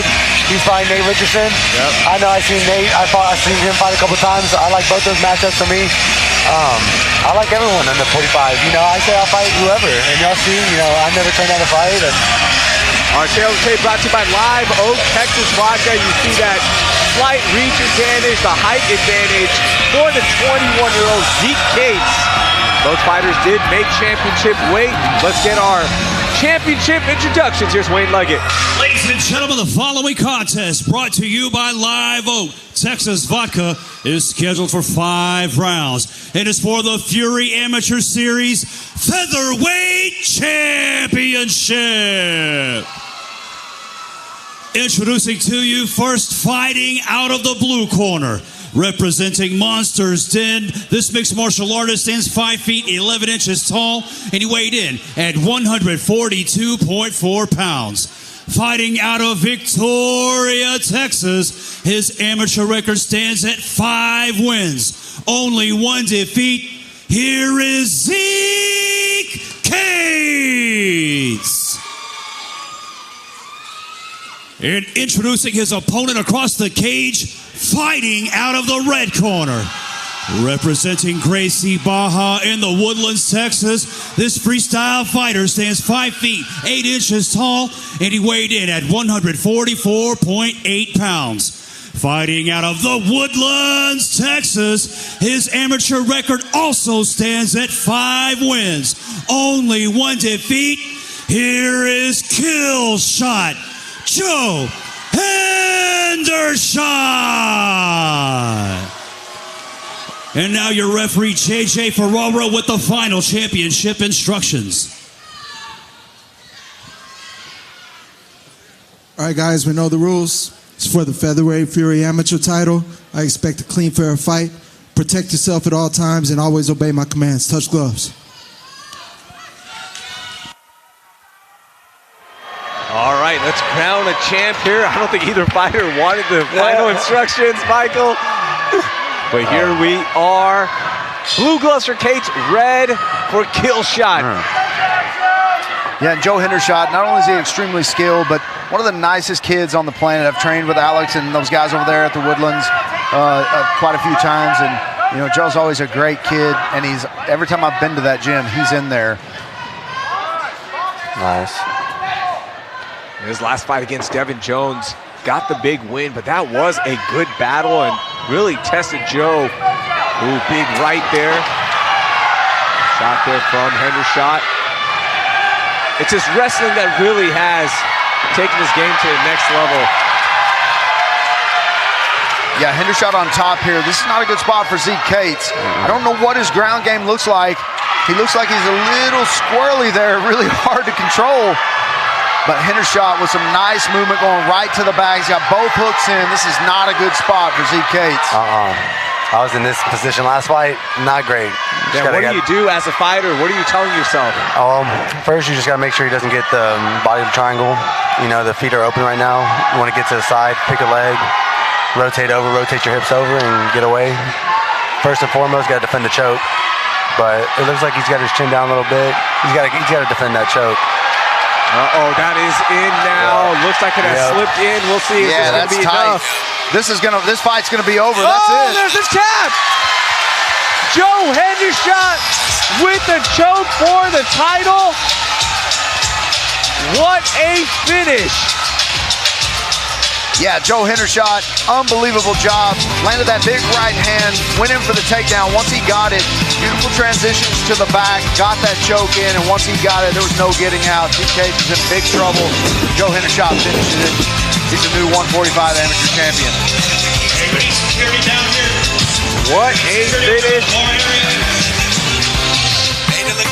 Man, really did make it look easy, and that wrestling is so good, so strong.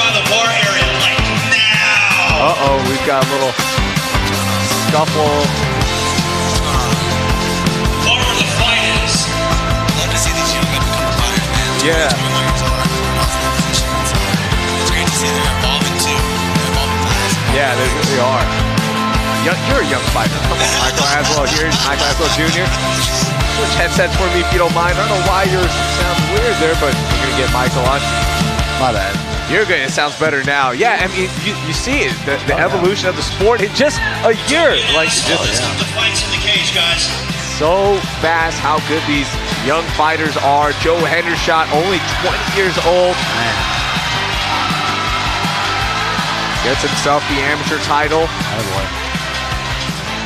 Trains with a good group of guys. You know, you got Alex Moreno as a coach. I mean, he's doing the right thing as long as he just stays on it, and you know, looks like he's got a bright future ahead of him. I mean, you know, you can go from that amateur to main eventing Challenger Series cards in a blink of an eye, 100%. Man. Felt like just yesterday I was, you know, winning the amateur title, you know, so it's exciting to see these guys. Hunting for me, you know, they're hunting for me now. Exactly. All right, Ladies and gentlemen, the end comes. 1 minute, 27 seconds into the very first round. Declaring a winner by tap out due to a rear naked choke. And new Fury Amateur Series featherweight champion, kill shot, Joe Hendershot.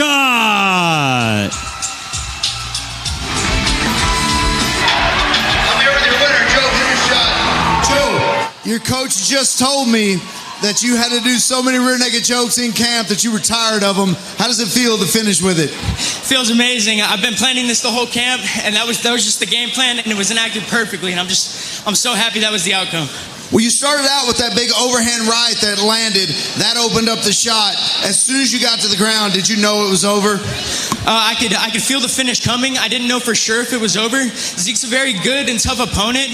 He was trapping my hands very well, so I thought I was going to have to weather the storm and have to, you know, enact that same plan in the next couple of rounds.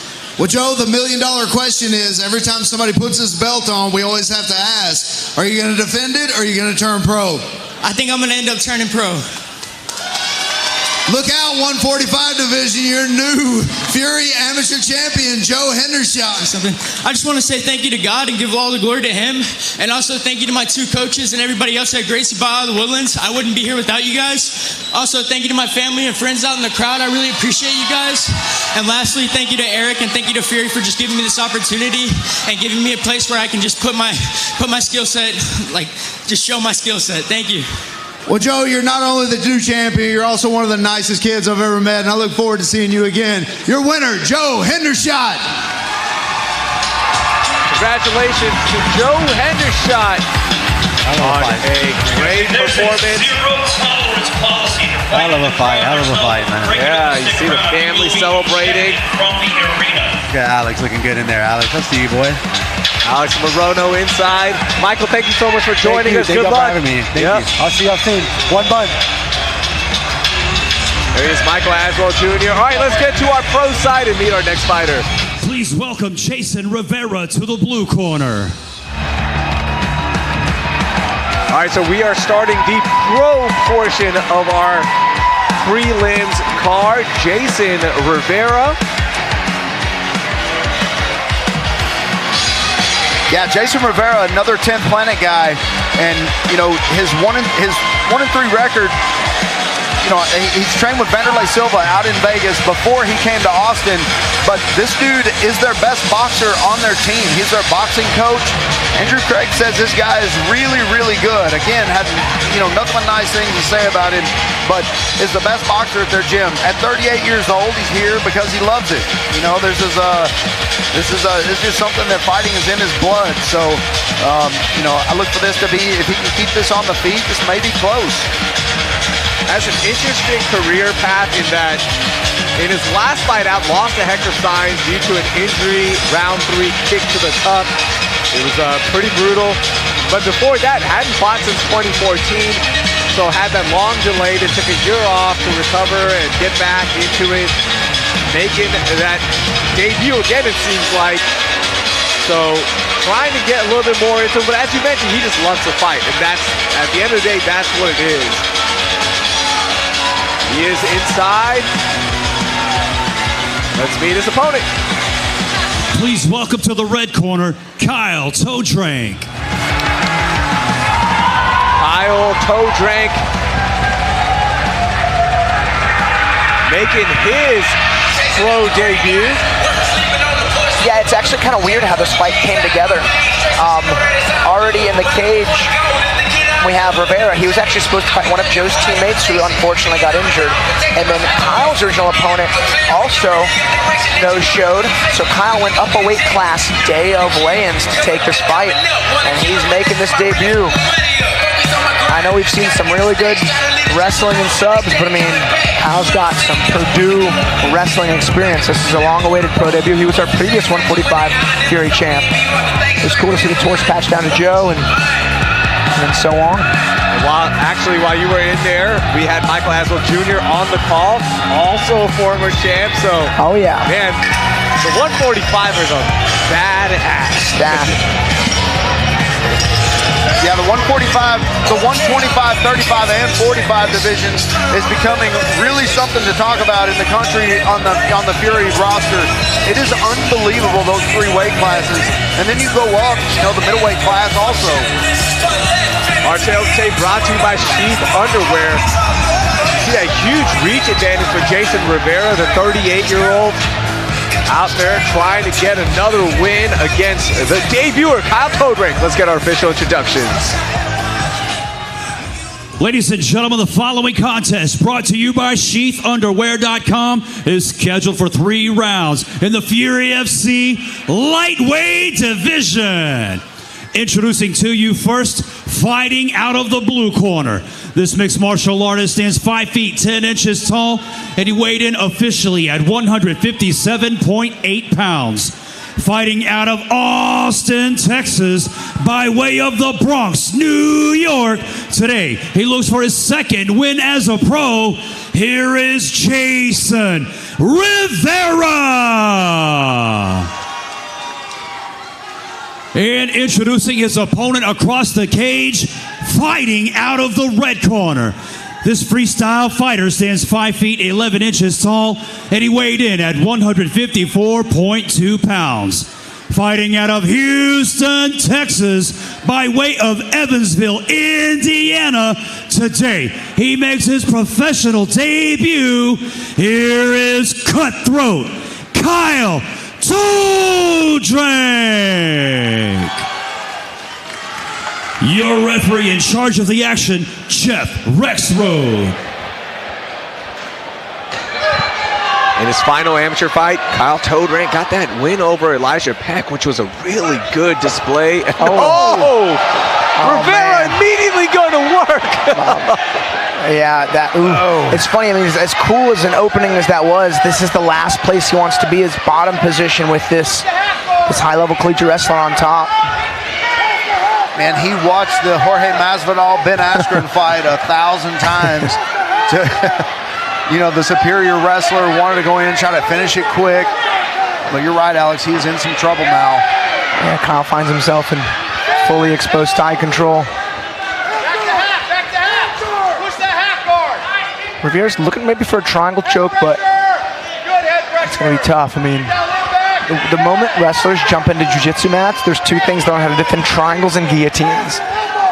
And as a person who's tried a triangle, Kyle, he's not easily triangled. I'll tell you though, Rivera did a good job building his base back to his feet. Yeah, Rivera, primarily a boxer, but, training at 10th Planet, he's got a lot of grapplers there, a lot of high-level guys there to train with. So, yeah, Rivera definitely wants this to be a striking match, and you can see Todrank is right in on him, trying to get this back to the mat.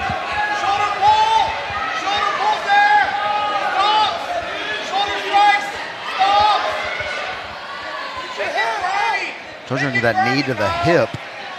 Very, very close. Rexroad looking in there to make sure he's no low blows being delivered.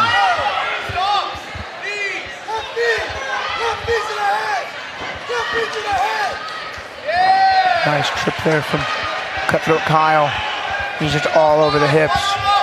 Rivera doing a good job building his base back to his feet yet again. And it's something Kyle can do all day long.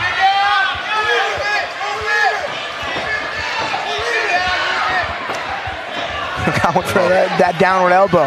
He says, I'm a pro now, I can throw elbows.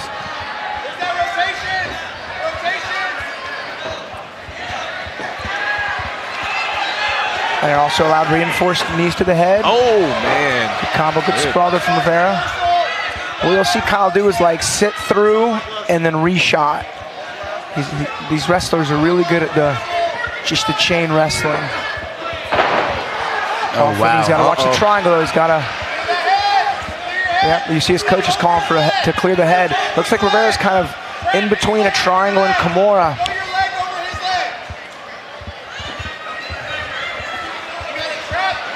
Yeah, so that's very close now, but I mean, that's a control position triangle. It's not an actual triangle yet, but he's getting very close, Alex. If he switches to figure four, it's going to be an issue. Yeah. Uh-oh, 2 minutes tight. left. Oh, this is a good angle. Kyle's looking to slip out. I guarantee this is horribly uncomfortable, but it's just a little shallow. Oh, big arm bar. Kyle could try to step over. As he does, he's just trying to slip out. It's the strength of the figure four that's keeping his head and arm trapped. That's some grown man strength right there. And it's going to be difficult to slip out with that angle. I mean, Rivera's a perfect 90-degree angle. This is where you can slip out from whenever you're basically in line with the rest of their body. Yeah, and I know this has got to be the worst to be caught in. Yeah, that is extremely tight, Alex. It's just a little shallow. I could see Todrank's tricep peeking out the back. I mean, I guarantee you this is nightmare fuel, but Kyle's just gutting it out. There's still so much time left. What Kyle can't let Rivera do is get his arm across, and he slips out. Trying to front kick him in the face. Now we'll see how much that took out of the tank of Rivera. Well, you can see it took a little out of the tank of Kyle, too, because there was probably a couple of moments in there where he was having to control his breathing, maybe hold his breath even to, try to get that out. He had to gut out that arm. I mean, there were 2 armbar attempts that were just tight. Yeah, Rivera's showing he's got a ground game there, so. Yeah, he sure was. Ooh, nice little lead hook from both guys, though. I think Kyle, oddly enough, landed the better punch in that exchange. A little liver hook there from Rivera.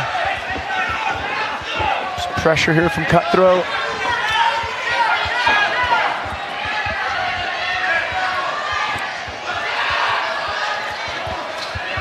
He's looking for those elbows, maybe a little too much.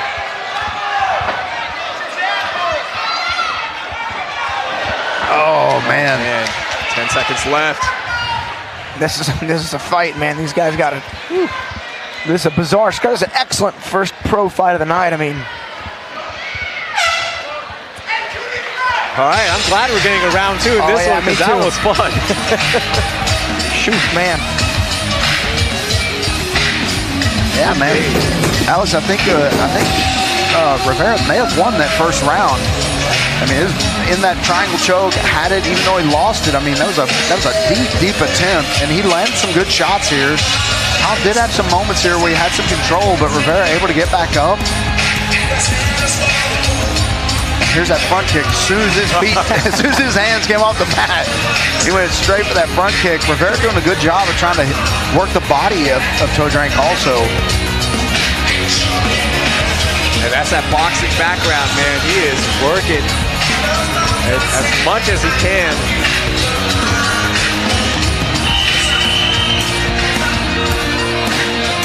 And Kyle probably feeling the difference now, you know, those 5-minute rounds versus the 3-minute rounds, and then, you know, also being in there with kind of a salty, you know, kind of a dog fight that he's in now. So this is a very good first fight.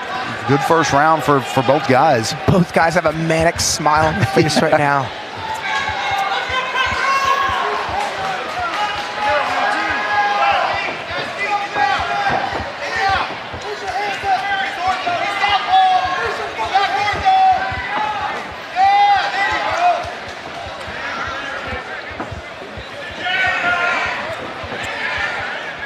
Nice left hand from Rivera.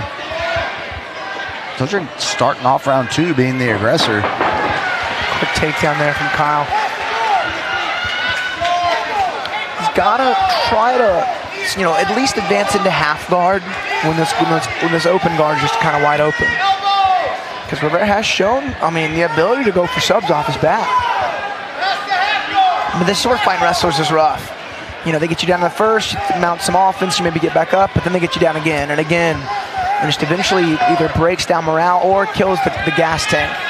But Rivera very much still in this fight to win this fight. It doesn't seem like he's faded too much. And that's about as frantic as a pace would get in a fight. That first round was insane, opening with a flying knee.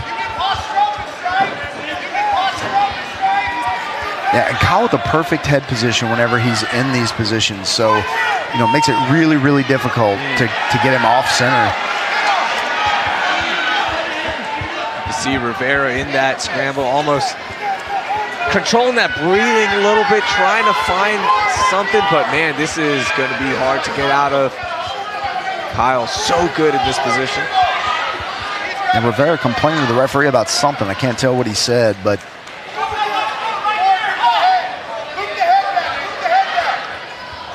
maybe he said this guy won't stop hitting me. Yeah. This is a weird what is this? Up. Oh, Kyle going for a twister here set up. Okay, yeah, he's got it. Yeah, he is, and he's got it. Oh my, no way. Wow. No way. That's the craziest. Twister. Are you kidding me? He lost the arm. What a weird position to set man, up. he's gonna do it. He's got it. Down. No way. Cutthroat Kyle with a twister finish debut. Oh, wow. From a non-conventional twister position. Oh my goodness. I've never seen anybody put themselves into the twister offense position from there. That's the craziest. That is exactly how you get submission of the year on the last card of the year. Whoa. That is the first twister recall ever. I don't Fury. Would not see one of Fury. No, I love twisters. Yeah. I didn't know Kyle had it in him. That's insane. Look at this setup. Man. This is from the top side. Wow. He's got one hook in, and then if you've never had a twister on you, show up to the Gracie Baja Woodlands. Alex Morano will twister you. It is the worst feeling you can possibly imagine. Wow. That is a unbelievably rare submission on a 10th planet guy. That's so crazy. Everybody in the crowd lost it. That was a crazy, like, I don't know if you saw Cage side. Everybody stood up like, what? We just saw a twister. Yeah, every jiu-jitsu practitioner in the building just jumped to the ceiling. That was so crazy. Yeah, definitely give Kyle Todrank that submission of the night, private label bag. Well, we got to get him on the mic. That was historical. That was awesome. All right, let's make it official. Ladies and gentlemen, the end comes. 2 minutes, 9 seconds into round number 2. Declaring your winner by tap out due to a twister, Cutthroat Kyle Todrank.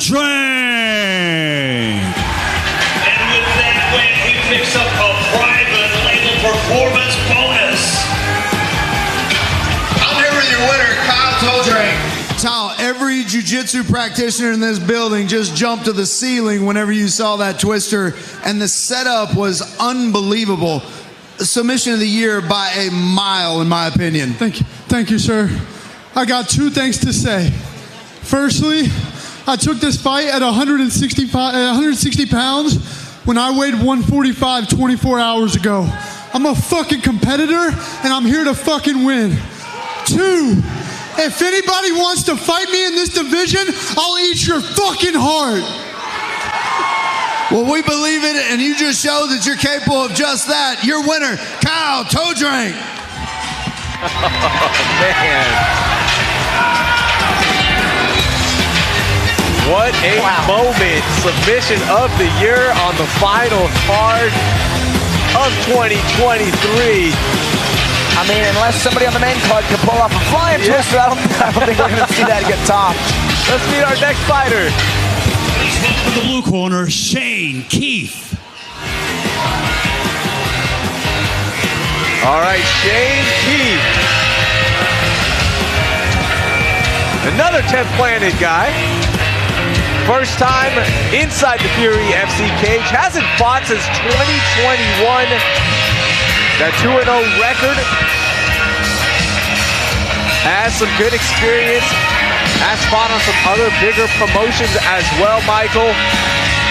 A lot of people are high on him, and we're excited to watch him here in his Fury debut. Yeah, came from AKA where he was training with Khabib and Islam and those guys out there, Luke Rockhold, Daniel Cormier, all those guys out there with that team. So he's been out there for a little while, moved to Austin, came to 10th Planet. And again, Andrew Craig says this is one of the most skilled guys that he's got in his camp. They're really high on him. They think his wrestling is really, really good. He's got really, really crisp striking. I mean, they really, really like this guy. We've heard Dave Bravo talk about him on the podcast. I mean, this guy's getting some shout-outs in some big ways, Raheel. He was on, he got the shout-out during the Joe Rogan Experience Fighter Companion podcast that they do. And Eddie was just talking about how Shane used to wrestle with Islam, as you mentioned. Yeah. He was training there. And he just said, man, like, this kid is good. So we get our first look at Shane Keefe. He makes his way inside the cage here. Final moments to himself, and he is inside.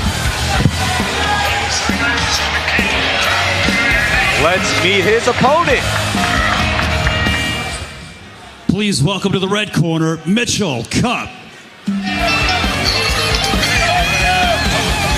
All right, Mitchell Cupp, the 31-year-old, looking for that coveted first win. Third time inside the Fury FC cage, 0-2 record, of course. Hasn't fought since June of 2021, where he lost to Kendall Lewis in a different promotion. So, trying to get that first win, Michael. Yeah, the first win is really the hardest one to get. And, once you get it, once you don't get it, you just keep chasing it. And, it makes each fight more and more difficult until you get to the point where you're which may be the point that Mitchell Cupp is at now. I'm just going to let it all hang out and just let my hands go and just, see what happens. The 903 shooter, Mitchell Cupp. All his fights have ended in round one. Even going back to his amateur days, he fought 8 times, and the fight only got to the second round twice. Yes. Our tail of the tape, brought to you by Space City Collective. Make sure you get your holiday gift right now from that awesome crew there. Height advantage, reach advantage to Shane Keefe for this welterweight bout. Let's get our official introductions. Ladies and gentlemen, the following contest, brought to you by Space City Collective, is scheduled for 3 rounds in the Fury FC welterweight division. Introducing to you first, fighting out of the blue corner. This mixed martial artist is 6 feet 2 inches tall, and he weighed in officially at 169.8 pounds. Fighting out of Austin, Texas, by way of San Jose, California, his professional record stands at 2 wins, no losses. Here is Sugar Shane Keefe. And introducing his opponent across the cage, fighting out of the red corner. This freestyle fighter stands 5 feet 9 inches tall, and he weighed in at 174.4 pounds. Fighting out of Dallas, Texas, today he looks for his first win as a pro. Here is the 903 shooter, Mitchell Cupp. Your referee in charge of the action, Professor Joe Solis. All right, Professor Joe Solis inside for the first time. Let's get this going. Keefe, blue gloves, Cupp, red gloves.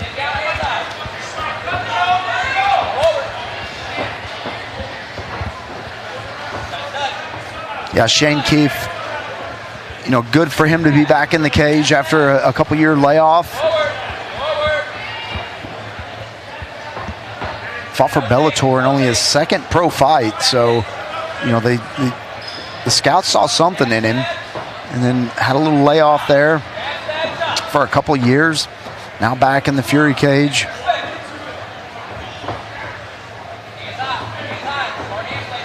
And Mitchell Cupp, Mitchell Cupp landing a left hand there. Nice little uppercut. Oh, man, that was a big right. Wow. Oh, man. Oh, that's going to be enough. That is a stoppage right there. Joe Solis had to jump in. That right racked him. Wow. That was the loudest right I've ever heard calling fights here. Oh. Wow, man, Michael, that was brutal. Oh, my God. Shane Keefe over there telling Eric Garcia, set me up again for January 21st. Oh, there's a big right hand. And then here comes another. Oh, man. And then Joe Solis didn't have both hooks in. Shane Keefe sent him right over the top. Wow. Man, I wish we could hear the audio of that right. I've never heard a right connect like that.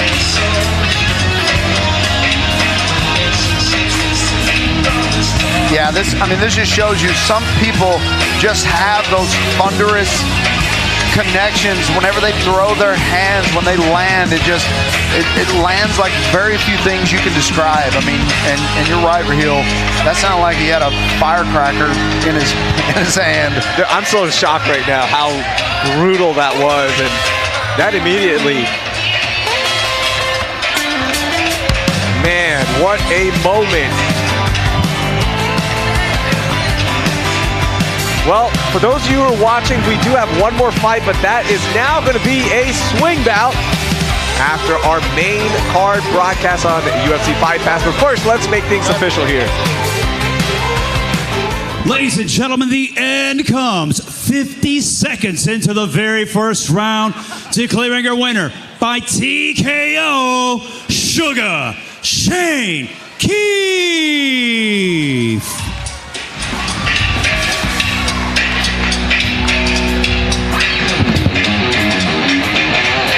All right, that will be our final fight. We're going to take a break, and we will see you on UFC Fight Pass for Fury FC 84 on behalf of the entire Fury team and our DNA Productions crew. For Alex Morono, for Michael Alexander, I'm Raheel Ramzanli. We will see you at 4:30 p.m. Central Standard Time on UFC Fight Pass for Richardson versus Young on Fury FC 84. Thank you for watching. We will talk to you then.